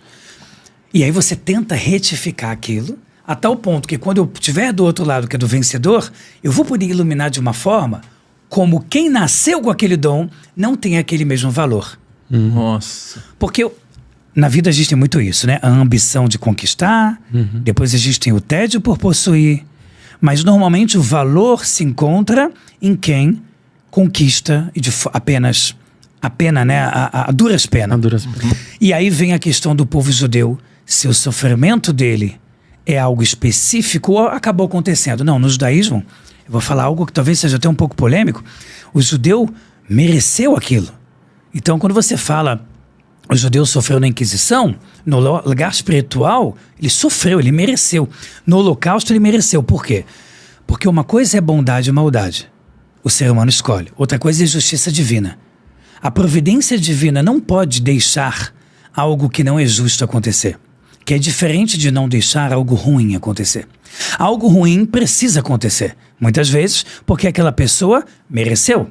Mas a justiça divina seria extremamente falha e o nome todo-poderoso seria uma falácia se você dissesse, aconteceu. O ser humano escolheu fazer o mal. E aí tem gente que fala, peraí, então se Hitler não tivesse resolvido fazer o Holocausto, a Torá diz, se o judeu tivesse o mesmo demérito, teria acontecido de outra forma. Teria sido uma peste bubônica que pegaria mais não sei o quê, sabe? Ou doenças específicas que pegam mais DNAs. Não importa, teria acontecido do mesmo jeito. Alguma coisa. Então o povo judeu, de acordo com a Torá, ele tem uma obrigação com o judaísmo, que são os mandamentos. Então, para o povo judeu, você recebeu a Torá. Você está passando para o mundo? Não de converter, que é uma coisa bem legal, que é um orgulho meu judaico. O judaísmo é zero proselitista. Ele é tão zero proselitista que parte do antissemitismo é, vocês são muito fechados. Vocês não deixam ninguém de fora. E aí a gente até ri entre a gente. Se você deixar todo mundo entrar, a gente vai perder a essência. Mas se você fecha, então você, digamos assim, é mau. Se eu tento viver como todo mundo, olha esse judeu entrando nos meios de comércio, de tudo e dominando tudo. Se eu fico isolado, olha os judeus sempre se isolando, se sentindo melhores. O antissemitismo ele é muito pesado. Você olha, o antissemitismo ele é uma coisa quase permitida. Então você olha aquele rapper agora que eu esqueci o nome dele, que é muito antissemita, e ele botou no Super Bowl, aquele negócio que cada segundo é $1 milhão naqueles telões do Super Bowl, ele botou aquela nova camisa dele, que era uma camisa com uma suástica. Porque o cara tem muita raiva, eu esqueci o nome dele. O cara tá famoso por isso, ele tem muita raiva do judeu. Então, e o Twitter inicialmente falou, eu não posso tirar a liberdade de expressão. Mas você vê, caramba, é muito duro, é um ódio muito profundo. Então o judeu ele é meio Flamengo, você ama ou você odeia. Eu vejo pouca gente no meio termo. Ou é porque que vocês fizeram isso com Jesus, que é a pergunta que eu escuto assim uma vez por semana. Por que vocês fizeram isso? Por quê? Por que não deixou em paz? Ou o outro lado, eu sou evangélico, eu amo, vocês são um povo muito especial. Tem essa dualidade extrema com o judeu. E por que tem isso há milênios? Mas eu poderia...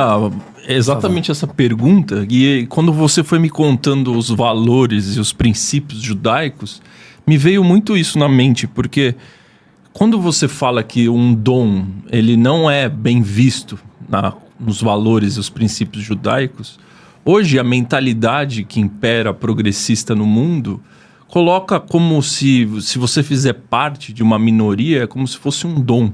Sei lá, você vai receber cotas e tal. E os judeus, eles são exatamente o contrário disso. Por mais que seja uma minoria. Exatamente. Sim. Então é como se fosse uma guerra cultural. É como se os princípios judaicos fossem contra uma ordem mundial atual que está fazendo o antissemitismo crescer hoje. Sim.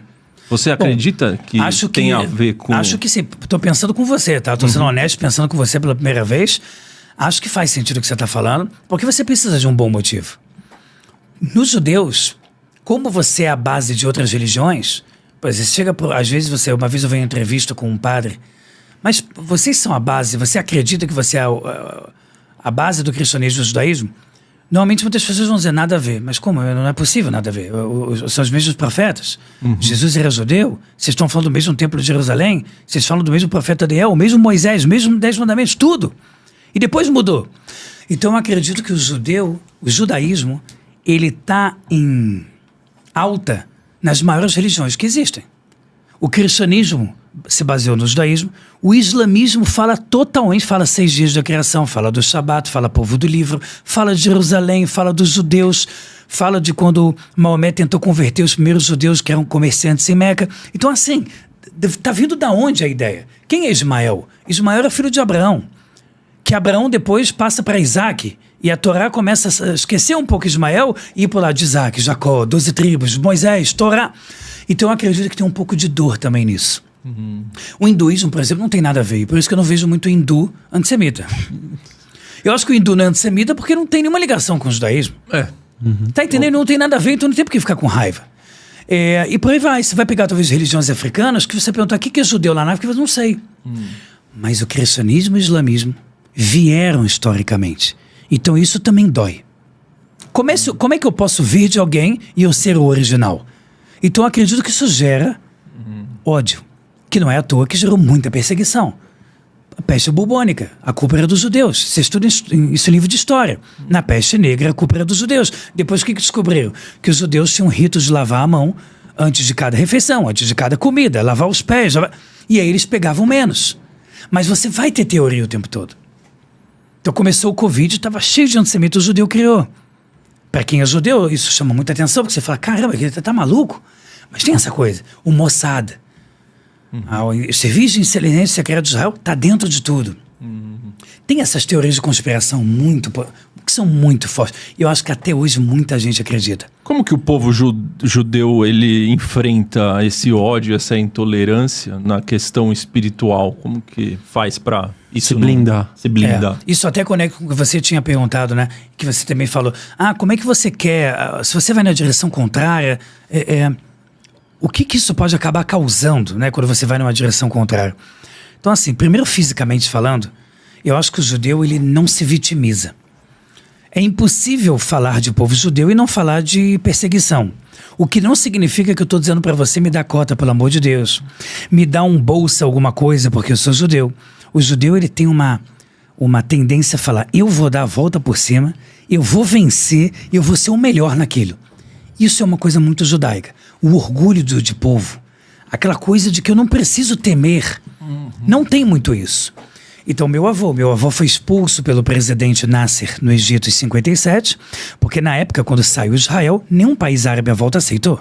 Guerra até não poder mais. Em 57, os judeus foram expulsos. Vai embora todo mundo e só pode cada um carregar uma malinha mínima. E meu avô era um grande fabricante. Muito rico. E aí, veio para o Brasil, porque chegaram na Itália, Cruz Vermelha ajudou. Qual país é bom? Brasil. Então pega o próximo navio. E eles chegaram no centro da cidade, na Praça 15. Árabe. Falavam árabe, francês e só. Porque era colônia francesa do Egito. Quando chegaram aqui, eles não sabiam como falar. Em menos de 2 anos, ele abriu uma fábrica e saiu de pobreza e ficou milionário. Então você vê essa coisa de... Poxa, isso é maldade. Estão roubando meus empregos. Me dá um pouquinho também. Isso você não vai ouvir dos judeus. Corre para aprender várias línguas, corre para abrir um comércio. Se vira.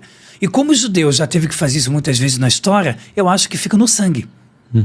E aí isso também pode gerar teoria de conspiração. Por exemplo, o judeu ele gosta de, quando ele vai ganhar algum dinheiro, guarda numa commodity de valor agregado ao mundo todo.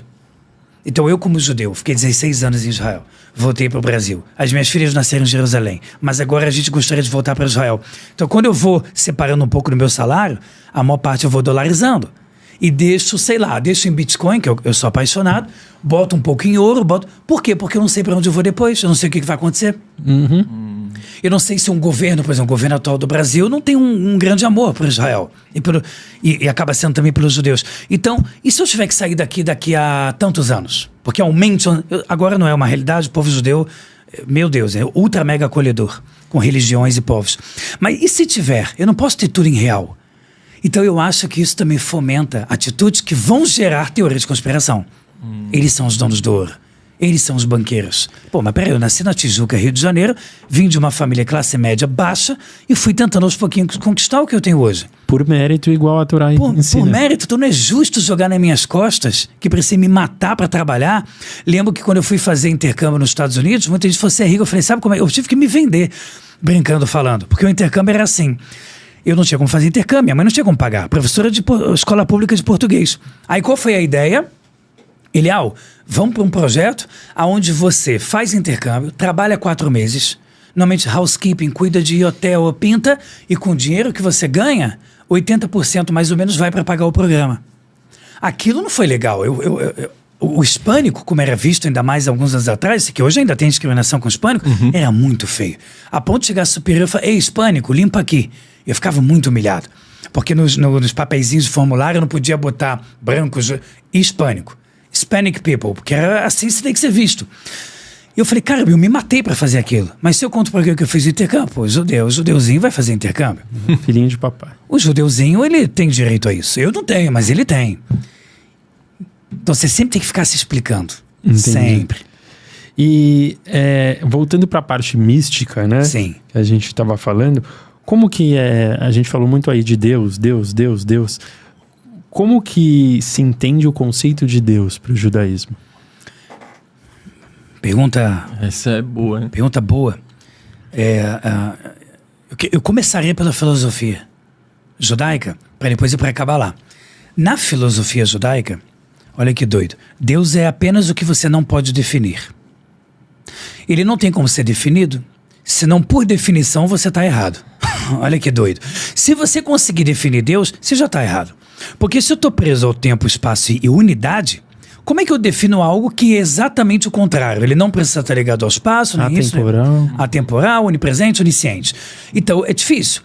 Mas eu posso definir, talvez, algo maior, como palavras absolutistas do tipo, ele é o Todo-Poderoso, ele é tudo, tudo é ele, e por aí vai. Ou eu posso definir o que ele não é, para abrir uma janela de pensamento sobre o que ele sim é. Então, Deus é bom ou mal? Não, Deus não é bom nem mal. Então, os judaísmos, a gente gosta de definir muitas coisas assim. Ele não está na dualidade. Ele não está na dualidade, ele criou a dualidade. Então, Deus também não é. Ele não é isso. Ele é exatamente o que está acima daquilo. Você vai tirando tudo que ele não é. Por exclusão. Por exclusão. A filosofia judaica, ela faz isso por exclusão. E aí me fomenta também ter que entender muito do que Deus não é, e assim, tendo que pensar muito, tendo que desenvolver muitas reflexões sobre o que seria então Deus. Sabe? Então isso vai fazendo também com que você faça um dos 603 mandamentos, que é saber Deus. Do jeito que está escrito é estranho. O que é saber Deus? É entender a essência dele.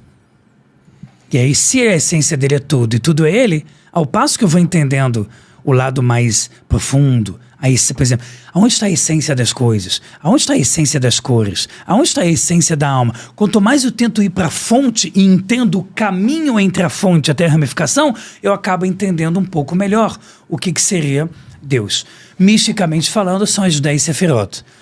Que muito judeu no Brasil fala os 10 chakras, para ficar mais fácil. Mas não é. Os 10 sefirot são as 10 ferramentas, que é muito legal, que tem até a teoria das cordas, que iniciou-se por alguns físicos, que bate muito com algumas ideias judaicas. Física quântica? Física quântica. Que quando você fala da teoria das 10 ferramentas, é o que Deus utilizou para criar o mundo.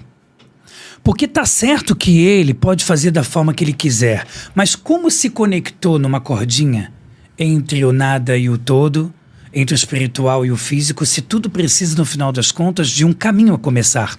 A partir do momento que Deus criou, imediatamente houve tempo, espaço e unidade. Então, por onde veio? Aí a Torá fala as 10 sefirot, que elas começam pelas 3 mães, que é o intelecto. Os 3 intelectos seriam a fonte de tudo, que a gente chama de Hormah, Binah e Dat, que basicamente é intelecto, sabedoria e entendimento. É como se nivela e se compreende a sabedoria maior. E essa sabedoria maior, que é chamada de mãe, que é engraçado que na Kabbalah, quanto mais elevado é falado mais no feminino, as coisas, ela é quem vai ativar as 7 filhas, que é bondade, bravura, perfeição, esplendor e todas as 7 ramificações. Então as 10 sefirot, que a gente chama de árvore da vida, que é muito ouvido isso no judaísmo, elas são quem precedem tudo que veio a existir no mundo. Tudo no judaísmo que você quer estudar Kabbalah, você vai para as 10 sefirot. E o que vem depois, que seria no caso a reencarnação? Vocês acreditam? 100% na reencarnação, claro. Vida após a morte. Porque isso 100%. É diferente do catolicismo, por exemplo. É verdade, eu escuto, eu tenho alunos, né?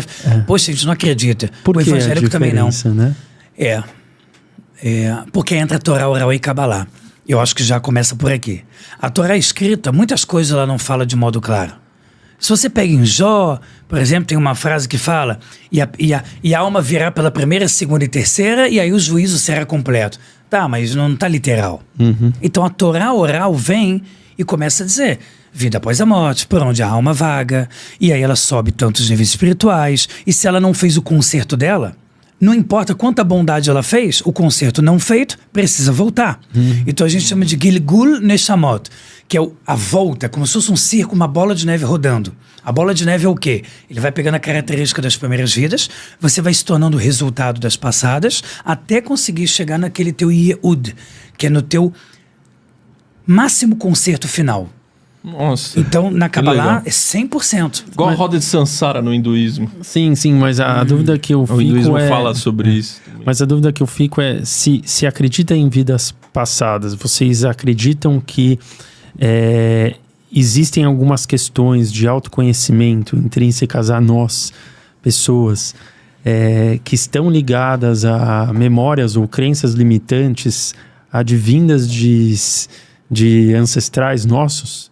Quando você fala ancestrais, também está tocando em vidas passadas, não? Sim, vidas passadas.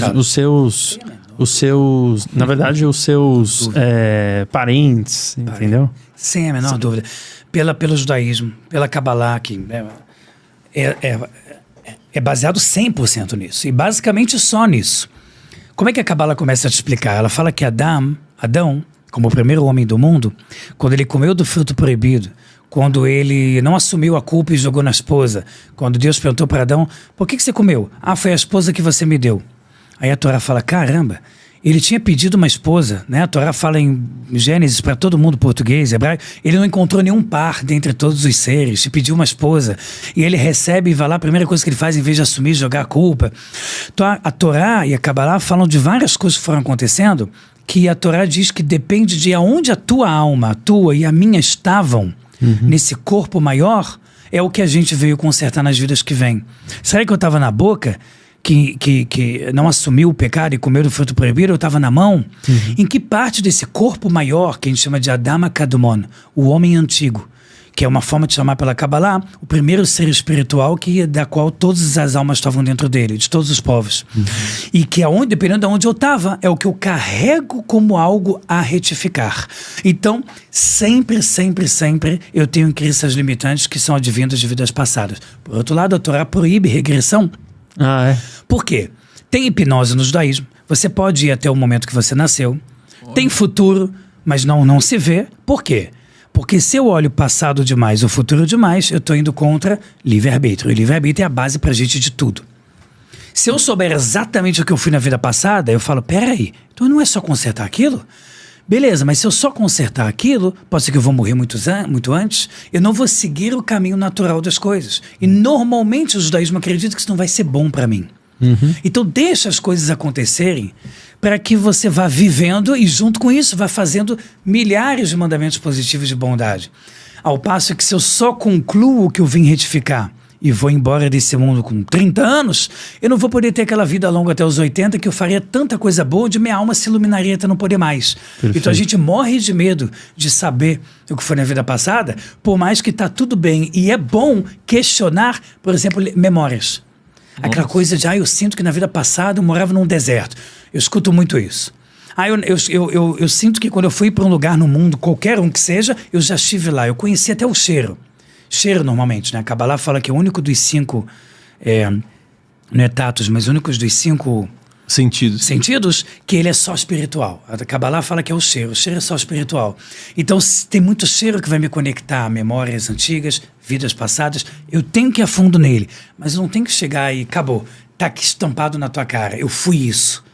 Para que não atrapalhe a minha construção nesse mundo. E nesse sentido de memórias, como você comentou, e os sonhos? Quais seriam as interpretações dos sonhos? Tem interpretações divinas? Como que é no judaísmo? Muito. Primeiro, a gente pega a Torá. José, filho de Jacó, sonha que espigas estão se dobrando para ele, que o sol, a lua e as 11 estrelas, que são os filhos, o pai e a mãe, estão se curvando para ele, e no final estava tudo certo, ele foi o príncipe do Egito. E você vê isso quando José estava preso numa prisão do Egito, e veio um egípcio e falou, eu sonhei com isso, e outro falou, eu sonhei com aquilo, acabou que o que ele sonhou aconteceu, no final das contas ele virou o interpretador de sonhos do faraó, com as vacas gordas, vacas magras, até que ele virou o príncipe do Egito, e o faraó falou, tirando a minha casa e a minha esposa, tudo no Egito é teu. Ele virou o cara mais poderoso do Egito. Nossa. Então, muita interpretação de sonhos. Daniel com as visões. Tem visão, claro, e tem sonhos, mas direto. Rei Salomão, que Deus veio ao sonho e falou, o que você quer, que o que você quiser eu te dou. E ele podia escolher riqueza, mulheres e me dar sabedoria para distinguir o bem e o mal. Aí Deus falou, então eu vou te dar tudo junto. Então ele casou com 1000 mulheres, tinha 300 mulheres, 700 concubinas, um dos reis mais poderosos do planeta. Nunca teve uma guerra. E aí o nome dele, Shalom, de Shalom, que é paz. Então tem tudo isso.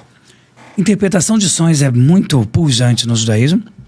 E a Torá fala que você tem 2 tipos de sonhos. O halon, primeiro, como é que fala sonho em hebraico? É halom, com M mudo. Primeiro nível de sonho, halon, que significa uma janela.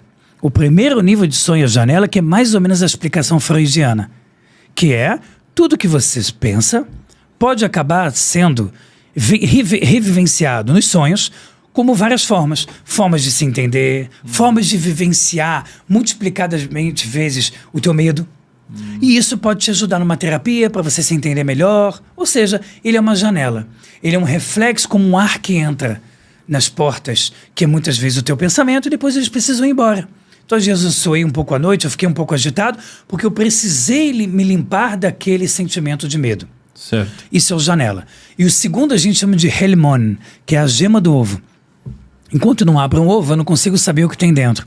Então a Kabbalah fala que ele é o lado misterioso, que ele vem de mundos superiores, como sinal, como um falecido que veio falar comigo em sonho, como algum tipo de premonição, e que aí tem várias regras. Por exemplo, seu sonho repetidamente, de modo repetido, mais chance de ser verdadeiro e ter foco espiritual. Então quando a gente fala sonho verdadeiro, todo sonho a princípio poderia ser verdadeiro, mas eu digo com repetição. Viés, mais que isso, no sentido que ele vai te trazer uma mensagem espiritual. Porque 99% dos sonhos também, entre aspas, são verdadeiros porque eu estou sonhando o que eu sinto. Mas eles não têm verdade no aspecto de te dar uma informação para a tua vida. Ele foi só o que eu pensei. Então a Torá acredita que a maioria esmagadora, não se fala em porcentagem, mas a Torá diz que a maioria esmagadora é reflexo do que eu penso e sinto, e uma minoria que é sonhos que se repetem, sonhos com falecidos que você não vê o corpo dele inteiro, ou que ele está com roupas específicas, como branco ou cinza, que normalmente são contrários. Roupas brancas e sorriso é para dizer que está bem, cinza e roupa rasgada é para dizer que está mal. E aí você começa a ter 1 milhão de interpretações de sonhos. Então tem livros da Kabbalah, milenares, só sobre a interpretação de cada tipo de sonho. Caramba. Quer ver uma coisa legal, que eu não sei se influenciou ou não? A Torá diz que quando você sonha com uma serpente ou uma cobra, normalmente significa que tem algum problema de saúde que vai ser curado.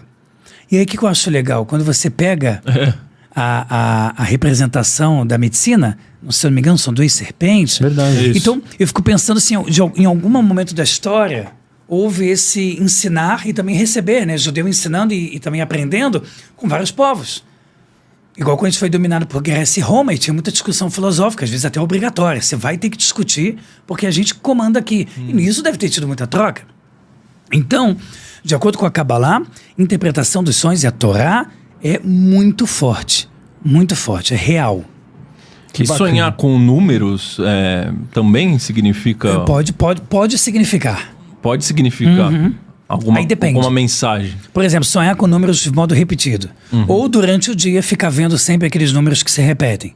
Aí a Torá fala que normalmente em sonho ou acordado representa que você está fluido com a providência divina.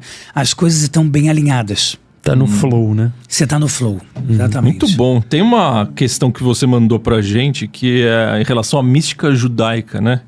E você teve um período que você quase foi sequestrado.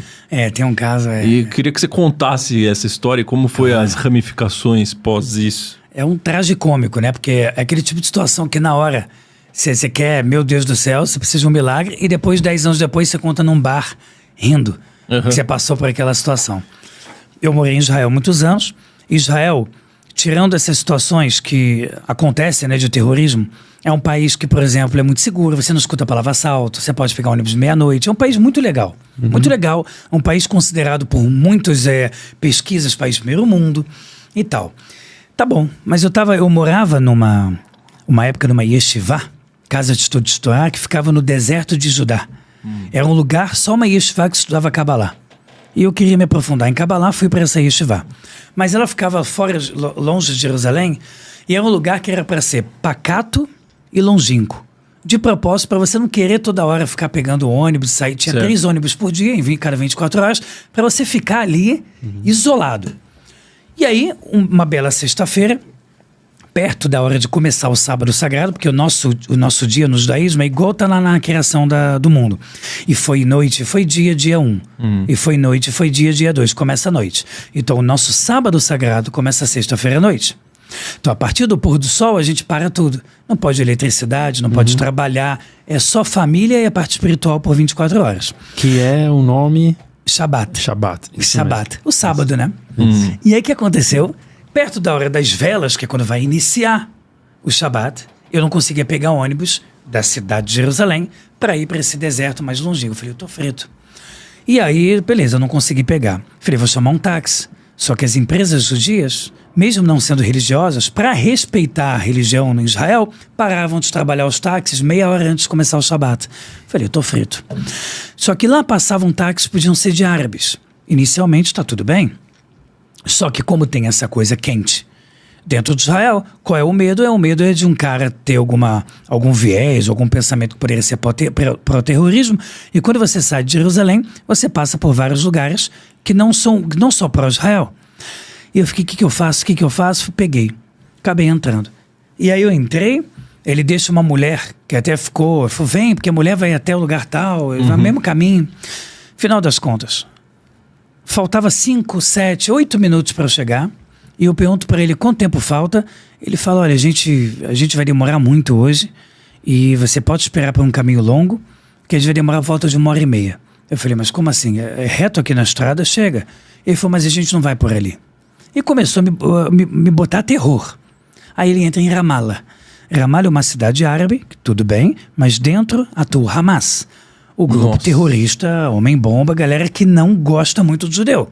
E aí vem o Fauda, que é o nome uma famosa série. Fauda em árabe significa bora. O que é o bora? É quando um judeu entra sem querer num bairro árabe, caso ele seja terrorista, porque você vai ter um monte que não é, e você vai poder conviver muito bem entre judeu e árabe, mas alguns são, e quando eles veem um judeu, gritam Fauda, e a galera vai e acabou, te mata. E ele entrou nessa. Nossa. Aí eu falei pra ele, por que você está entrando aqui? Ele falou, porque a gente vai passear um pouco, pode ficar tranquilo que vai demorar muito, e você tá com medo? Eu falei, por quê? Ele falou, porque é pra você ficar com medo. Eu vou te levar pra outro lugar. Louco. Aí eu falei, acabou pra mim. 1h30, falei, pô, não faz sentido, ele me cobrou um preço ridículo. Eu falei, isso deve ser um sequestro, porque eu tô dentro de uma cidade onde atua o terrorismo, onde um árabe de bem também vai ficar com medo de sair andando por qualquer lugar. Sim. Eu fiquei, o que eu faço? E aí no momento, eu lembrei, né, Tzedakah Tatzelim Mavit, que a reza e a caridade salvam da morte. E imediatamente eu comecei a fazer algumas rezas, uma mais famosa que tem a Ana Bekoar, que é uma reza cabalística muito famosa, no Brasil também. E eu comecei a fazer ela, comecei a ler salmos e falei Hashem é Deus, né, em hebraico. Se você me salvar dessa situação, eu prometo que eu vou fazer um trabalho voluntário, uma caridade, como eu nunca fiquei tão bondoso também na vida, né? que eu vou dar assim... Nessa hora, né? Nessa hora, que eu vou dar assim, único. E eu nunca vou esquecer. Eu já tava assim, pra desmaiar. Porque eu abro a porta ou não abro. Porque eu fiquei pensando, em pânico, se eu for assim. embora, eu tô frito. Mas se eu lutar contra ele, bom, não sei lutar muito, então não sei o que eu vou fazer. Eu fiquei em pânico total. Inicialmente eu ia, na minha cabeça, né? Vou morrer. E eu fiz isso, Anabecoa, Salmos e prometi para Hashem, sem brincadeira. Isso não deve ter passado 2 minutos. Ele deu uma freada no carro e falou, hoje não. Só falou hoje não. Saiu de Ramala para uma travessia e em 5, 6 minutos ele me deixou aonde eu tinha que estar.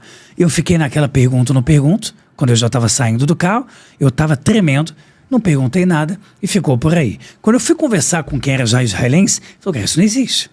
Não existe o cara brincar Mudar de ideia, né? Não, e também brincar de entrar no lugar onde atua Hamas. Cara, Hamas é ISIS. Sim. Estado Islâmico. Não faz o menor sentido. Eu vou brincar de passear onde o Estado Islâmico atua. Ele falou, não faz o menor sentido. A lógica é tentativa de sequestro e alguma coisa, ele ficou com medo. Na cabeça dele, eu acredito que alguma coisa ativou do tipo... Na minha opinião, isso é um milagre revelado. Mas o que Deus deve ter ativado na cabeça dele? Talvez alguma coisa menor, do tipo, caramba, não tá batendo, vai dar errado, tal coisa aconteceu, é melhor eu não fazer hoje. Nossa. E aí eu voltei. Para Caramba. qualquer israelense que eu conto que nascido lá, fala, não existe brincar. Caramba, foi uma intervenção chocante. divina, provavelmente. É isso que eu acredito Tocou muito, alguma muito, coisa muito. dentro dele, uma parte mais amorosa, né? E é a possessão espiritual? Exato, que eu você ia falar comentou? isso. Eu só até comentei, é um caso que eu nunca contei. O único, Uma honra nossa, hein, é receber uma honra, essa. não. Eu acho que faz parte de... né, quando eu tive esse convite maravilhoso de vocês, e eu olhei a rede social, olhei como vocês trabalham, eu falei, cara, é um lugar tão sério que vocês têm. E até o formulário de vocês é tudo tão profissional. Eu falei, caramba, quer saber? Vou dar uma de louco. Eu vou contar esse caso. Por que eu digo dar uma de louco? Porque esse é o tipo de situação que vocês comentaram. Tem um pouco, às vezes, do judeu, certos assuntos ou certos pontos ficar mais entre os judeus, talvez até pela polêmica do assunto, e tem. Esse é um deles. Então eu sempre conto em mentorias de 10, 15 pessoas que eu já conheço a dedo, ou na minha escola, ou seja, onde eu estou muito em casa. Certo. À vontade. Legal. Então, obrigado, primeiramente, pela confiança que vocês me passaram. O caso é o seguinte, um rapaz no Rio de Janeiro, em Copacabana, que ele é judeu, mas ele começou a namorar uma mulher, que eu não sei a religião dela, mas fazia todos os tipos de trabalho espiritual, sempre com muita raiva, sempre com muito ódio, sempre o que eu posso fazer de mal para alguém. Eu tenho certeza que não era nem a religião, era mais ela. E eles namoraram. E esse cara, anos depois, veio me procurar porque ele disse o seguinte, ela ficava recebendo um monte de coisa, do nada ela acordava, cara mortificada, tinha que fumar, não sei o quê, um negócio muito sinistrão. E quando ele quis terminar com ela, ela falou, você tá querendo me fazer, você tem outra, você não sei o quê. E ela falou que gerou um negócio na cabeça dela, que você tá frita comigo, você tá frito comigo. Aí ele falou, vai fazer alguma coisa pra mim. E o namoro, que eu tô resumindo meses de namoro aqui em segundos, era baseado nisso. Ela recebendo coisa, ela fumando coisa, o negócio tal, a entidade tal mandou fumar, e era uma coisa muito negativa. Quando ele se separou dela, namoro, ela falou, você tá frita, eu vou acabar com você. Passado alguns meses, ele começou a ter uma sensação que ele começou a buscar psiquiatra, que eram sensações parecidas, diagnóstico, né? Características de esquizofrenia, que é alguém dentro dele conversando com ele, alguém tentando convencer ele de alguma coisa. E ele não procurou um rabino, ele era tradicional, ele não era religioso, mas no judaísmo tem poucos casos que são falados disso. Aqui é meio maçonaria grau 33. Tem um negócio no judaísmo sobre possessão que, de forma geral, não se fala. Tem alguns livros que falam e não deixam traduzir. Não é falado. Certo. E esse rapaz começou a apresentar isso. Mas jamais vai procurar um rabino, porque não é muito comum. Então ele procurou um médico. E o médico era inclusive judeu, meio ateu, porque o judeu também é meio 880. 80% dos judeus não são religiosos, por pesquisas americanas. 80% dos judeus não observam o judaísmo, a não ser coisas extremamente pontuais. Feliz Ano Novo Judaico, e manda um emoji. Shana Tová ali. Shana Tová, exatamente. Mas 20%... Um metucá. Pô, o cara tá quase judeu. Tá bom, hein? O cara tá quase judeu. Meia conversão feita. Tá bem, cara? Mas não é muito comum. E aí o médico falava, cara, isso tá parecendo esquizofrenia. Um grande psiquiatra judeu do Rio de Janeiro.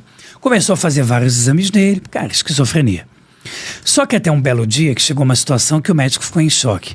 Qual que era a situação? Ele falava, doutor, eu sinto como se uma coisa andasse pela minha pele. E aí me fez lembrar o filme Múmia. Sabe que esse cara velho. Ele falou, e isso me dói muito. Ele falou, isso é coisa da tua cabeça. Numa das conversas que ele teve, ele sentiu isso acontecer, ele mostrou pro médico. E o médico falou, olha, eu rasgo meu diploma, mas eu não conheço isso na literatura científica. Vai procurar uma religião. Aí ele falou, tô frito, porque se um médico judeu ateu falou isso, eu devo ter alguma coisa estranha. Ele foi para um rabino. Era um rabino que ele não era o que a gente chama de ortodoxo. Não ia pegando muito a coisa assim, a Torá, digamos assim, milenar. É o que a gente chama do reformista.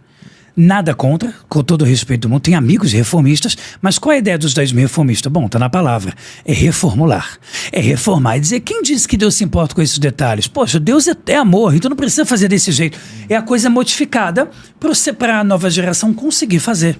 Eu até entendo e julgo bem, mas na Torá a gente não vê isso como uma coisa legal.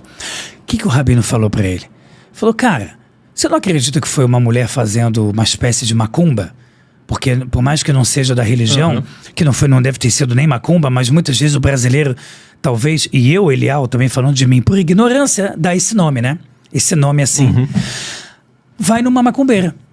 Não tem, porque não tem o que fazer isso no judaísmo. E aí ele falou, então eu vou. Qual que era o negócio? Alguns meses antes, ele já estava 7 meses com isso. Com essa sensação. Nossa. E no começo da história, o que deixou ele grilado, dando agora voltando, foi quando ele estava numa lojinha, ele vendia numa lojinha pequena, bugigangas, assim. Coisas assim aleatórias, em Copacabana. Ele falou que entrou uma senhora, com gorro, não deixando nem ver o rosto, e começou na frente dele roubar as coisas. E na hora de ir embora, ele falou, você não pode roubar. E eu dou o nome desse judeu de Yossi, porque ele fala, conta minha história à vontade, mas não dá o meu nome. Então o apelido de Yossi, que é tipo José em português. Então é o Zé. Que engraçado, nunca parei pensar nisso, mas é o Zé. Ele foi o nome de Yossi. Aí o que aconteceu? Ele falou que essa senhora, na hora de ir embora, não vou devolver. Na briga de me dá isso, essa senhora mordeu o dedo dele com uma força brutal e quebrou em pedaços os ossos dele. Nossa. Ele ficou em choque porque ele achou aquilo muito macabro. Uma senhora que eu não consigo ver o rosto, que morde o meu dedo e quebra meus dedos.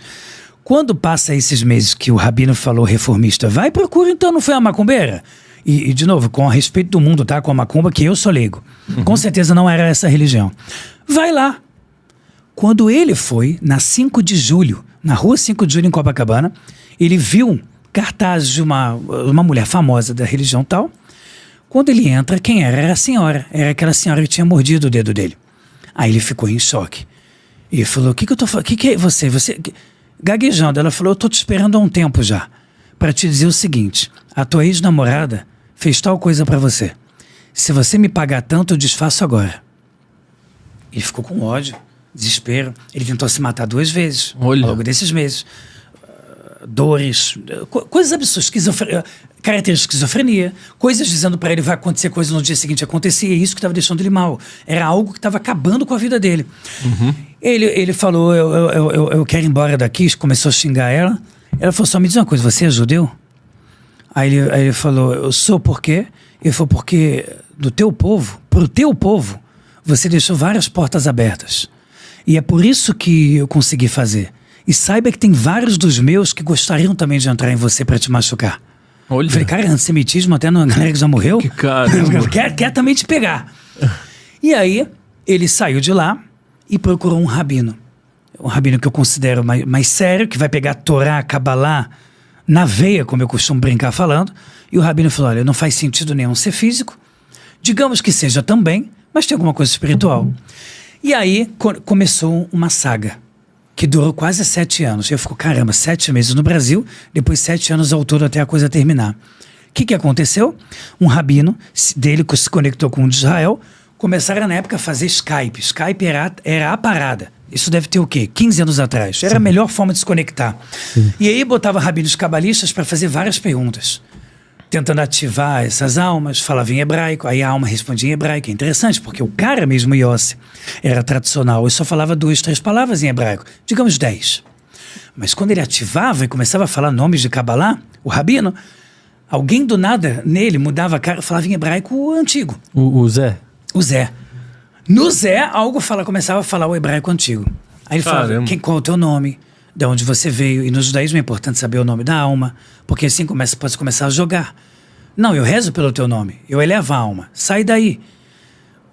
Como você morreu, porque se eu souber como você morreu, talvez eu entenda um pouco do que retificar e te ajudo. E a ideia toda da alma era dizer, não vou dizer o meu nome, não vou dizer isso. Bom, ele foi para Israel. Pulando agora a história, ele foi para Israel, e esse rabino ligou para mim e falou, você pode receber ele na tua casa? Eu não era rabino. Eu estudava anos numa yeshiva e estava noivo. Ele falou, tá bom, tem um problema espiritual, ele me contou um pouco, mas eu não entendi muito bem, foi problema espiritual, todos nós temos. Não estava ligado ainda. E aí, recebi ele na nossa casa lá em Jerusalém. E aí eu comecei a ver coisas que Hollywood não mostra. Por exemplo, a gente ia botar o tefilim é uma caixa preta que a gente coloca no braço e entre os olhos dos homens, que tem muitos nomes sagrados, e a gente reza todo dia de manhã com ele, chama tefilim. Tzedakah, caridade, que a gente tem a obrigação de botar todo dia, fora os 10% do mês.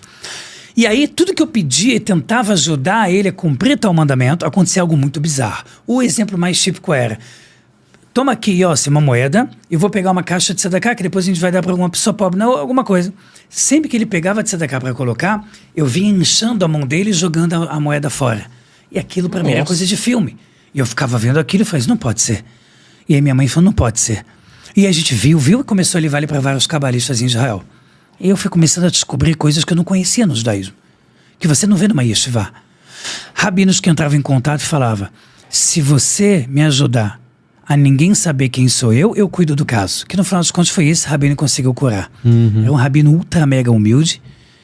E ele falou, se você me ajudar a ninguém saber nunca o meu nome e tal. Então eu tinha que sair com ele, com venda, porque se você botar depois no Google, no YouTube, caso Dibuk, que Dibuk significa possessão, que vem da palavra Devek, que é uma alma colada. Então, que talvez até do português, depois eu fiquei pensando, veio a ideia encosto. Que é algo que encostou, Dibuk. Você bota depois no YouTube, caso Dibuk, tal, você vai ver diretamente reportagens e repostagens em Israel sobre o tema específico que foi com esse cara do Yossi. Então a gente ficou com ele meses na minha casa, onde a gente vendava ele, todo mundo queria saber quem era ele, televisões queriam saber quem era ele, e a ideia era sempre levar para algum lugar escondido para tal rabino cuidar. Alguns rabinos ajudaram, mas esse que era tipo, falo brincando, era o Dragon Ball Z da Kabbalah, ele foi quem conseguiu resolver.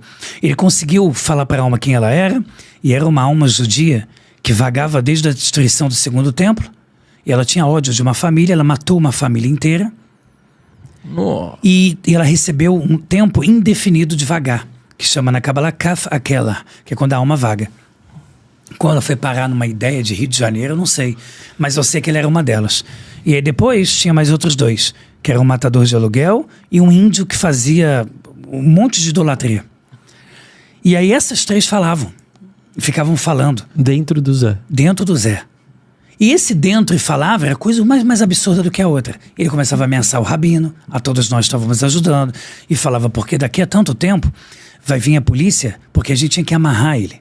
É negócio de doido, a gente tinha que amarrar o Yossi porque ele ficava extremamente forte quando começava a baixar alguma coisa, e a gente tinha que amarrar com corda. Aí eu tinha um amigo que era um soldado no exército, que era bem forte, amarrava ele de vários tipos, a gente levava ele quase que na mala do carro, era sempre parte de trás, e tendo que falar pro taxista coisas do tipo como, ele é esquizofrênico, ele é maluco, ele é psicopata, ele é bipolar, então eu tô amarrando ele. E a maioria acreditava.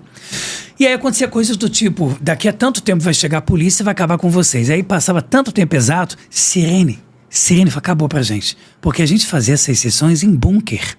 Bunker, onde em Israel normalmente se vai quando se escuta sirene. Porque é um dos poucos lugares que a gente podia ir para o negócio funcionar. Olha, gente, é coisa de louco. E aí? E aí, no final das contas, esse rabino conseguiu tirar. Então ele conseguiu saber o nome dos três, ele conseguiu saber o erro e retificação dos três, ele começou a fazer combinados. Então com a alma do judeu ele falou, se você sair, eu faço o Kadish. A Kadish é uma reza judaica que se faz por 1 ano para elevação da alma. Olha. A alma não queria. E esse rabino sabia machucar a alma. Sabia fazer para sentir sofrimento e querer sair. Aí ele saiu. Ele falou, mas eu só saio se for no Shabat. Aí o rabino sorriu, já entendeu, mas falou, por quê? Ele falou, porque no Shabat, certos níveis de vergonha no mundo espiritual cessam. Porque se conecta, se ilumina. Então eu vou ter algum momento de paz até voltar os dias da semana. Até que no final das contas esse rabino conseguiu tirar, fez um monte de coisas para fechar ele, dar mitzvot, mandamentos da Torá para ele parar, e esse cara se tornou uma pessoa ultra mega elevada. Porque ele vive... Porque foi um pouco mais de 7 anos ao todo, quase 8, 7 anos, 7 meses, um pouco mais de 7 anos, onde ele sofreu muito e viu coisas, e a gente vivenciou coisas. Nossa, era uma possessão espiritual mesmo. E eu digo mesmo porque não é comum ver no judaísmo e nem falar. A gente não é muito da linha de que quando você vê nas religiões, todo mundo tem, todo mundo tira, a gente vê isso como não é muito sério. Na nossa cabeça lógica, para acontecer um caso de possessão, assim, a gente vai ter que excluir tudo. A gente vai ter que excluir todas as opções. Então ali foi um caso onde eu vi milagres revelados na minha frente, situações físicas que não fazem o menor sentido. Por exemplo, vou te dar um exemplo. Tem um pergaminho no judaísmo, chama mezuzá, que a gente bota na porta. Que põe na porta? Então a minha casa toda, tirando o banheiro, na parte da direita do umbral da porta, tem que ter esse pergaminho onde está o Shema Israel, ou Israel, que é a reza mais famosa pra gente. E aí, um belo dia na nossa casa, o negócio lá começou a baixar, ele começa a mudar a cara toda, voz, rosto, olhar, tudo. E ele falou, esse pergaminho do teu quarto tá com a letra tal apagada. E isso pra gente é uma ofensa, porque a letra apagada significa que é ruim espiritualmente. Eu peguei o pergaminho, abri, tirei do durex, abri lá tal, e aquela letra tal que ele falou estava apagada. Então essas coisas foram acontecendo ao longo dos meses e me deixando muito chocado. Caramba. Então aquilo me levou para um lado da Kabbalah, para um lado da vivência. Mais místico. Muito místico. Então foi um aprendizado enorme para você. Gigantesco. Sensacional. Caramba, que incrível, hein? Nossa, que honra receber essa... Aqui no Lean ainda, não é propício para isso. É total. Muito bom, Eliel, muito bom. Vamos falar com a galera lá de casa? Sim, vamos falar com a galera. Só um ponto, Eliel, se você pudesse colocar no ouvidinho de cada uma das pessoas que acompanharam a gente, independente da religião que elas seguem, né, ou da filosofia, que mensagem que você deixaria para elas? Bom, eu acredito que uma que é muito forte e é muito central na minha vida pessoal e no que eu ensino para meus alunos é que a sorte, até coloquei isso no questionário de vocês, a sorte, ela não é um caso aleatório, ela é um talento que se pode conquistar. A partir do momento que você acredita e vai atrás disso, você pode modificar qualquer coisa, porque todo decreto está alinhado a algo que, se eu fizer ou deixar de fazer, eu mudo a minha história. Então a minha alma está acima da minha sorte. Eu posso fazer com o meu livre-arbítrio basicamente o que eu quiser. Eu não posso criar, mas eu posso transformar. E transformar também é algo maravilhoso. Então quando se tem consciência disso, a liberdade que se tem é muito poderosa. Ao mesmo tempo perigosa. Porque espiritualmente, quanto mais você tem consciência do poder... Tio do Homem-Aranha.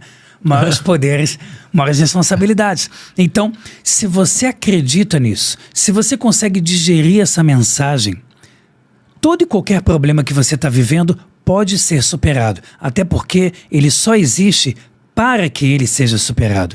Nenhum problema e sofrimento do mundo existe como propósito. Ele serve como ferramenta para fazer você chegar em algum propósito. Então, se você tem isso claro como o dia, qual o sentido de eu me entregar para um problema se o problema é só para eu me tornar uma pessoa melhor? É aqui que a Kabbalah diz que a nossa alma, depois de sair desse mundo, vai rir. Ela vai dizer, era disso que eu estava com medo, mas isso na verdade era um presente. E eu fiquei com medo, eu chorei, mas era isso que me fez ser forte. Era isso que fez eu ser o leão que eu sou hoje. Então agora eu vou comemorar. Então eu te pergunto, por que não comemorar desde agora? O problema, se você já sabe que lá na frente é isso que você vai fazer. É fácil falar, porque muita gente, dependendo do problema, ele é grande, mas a essência continua sendo eternamente a mesma. Não importa o quanto sua dificuldade seja difícil de compreender, ela, no final das contas, é só uma ferramenta para chegar no propósito. É um paradoxo, né? Paradoxo. É um problema que, na verdade, é um presente. Exatamente. Muito bom. Inclusive, se você tá aí assistindo, chegou, a gente sempre fala, se você chegou até o final, é porque você, com certeza, foi impactado com todo esse ensinamento aqui do Eliel. Escreva aí no comentário, a alma vai rir. Boa! Beleza, Rosa? A alma vai rir. A alma vai rir. Então, lá na frente, a alma irá rir. Acolha os seus problemas. Gostou de estar aqui com a gente, Eliel? Amei. Parabéns pelo profissionalismo, pelo acolhimento, pela doçura, pelo espaço, pela forma de deixar as coisas tão fáceis de receber com mensagem do que vocês querem que a gente fale. Maravilhoso. Realmente, parabéns. Parabéns. Que Hashem, que a gente acredita como Deus, continue abençoando vocês a trazer muita sabedoria para o mundo afora. Com milhares, milhões de pessoas podendo ouvir vocês cada vez mais. Muito Gratidão. obrigado. Foi Nossa, uma aula genial. que tocou não só a mente, mas o coração Poxa, também. obrigado. Obrigado mesmo, e mais pra frente você volta aqui. Né? Vai ser Vamos um combinar. prazer imenso. Vai ser um prazer, não? O prazer será nosso. Muito obrigado. Bom, galera, Vamos dar um espero que tchau vocês tenham gostado aí desse nosso episódio. Quem chegou até aqui também se inscreve no canal, dá um like, né? Que ajuda aí a espalhar essa mensagem para todo o Brasil aí dentro do YouTube. É importante. Exatamente. Valeu, hein, galera. Até o próximo episódio do Lindão. Um tchauzinho aqui. Eliel. Tchau, galera. Boa. Valeu, valeu, valeu.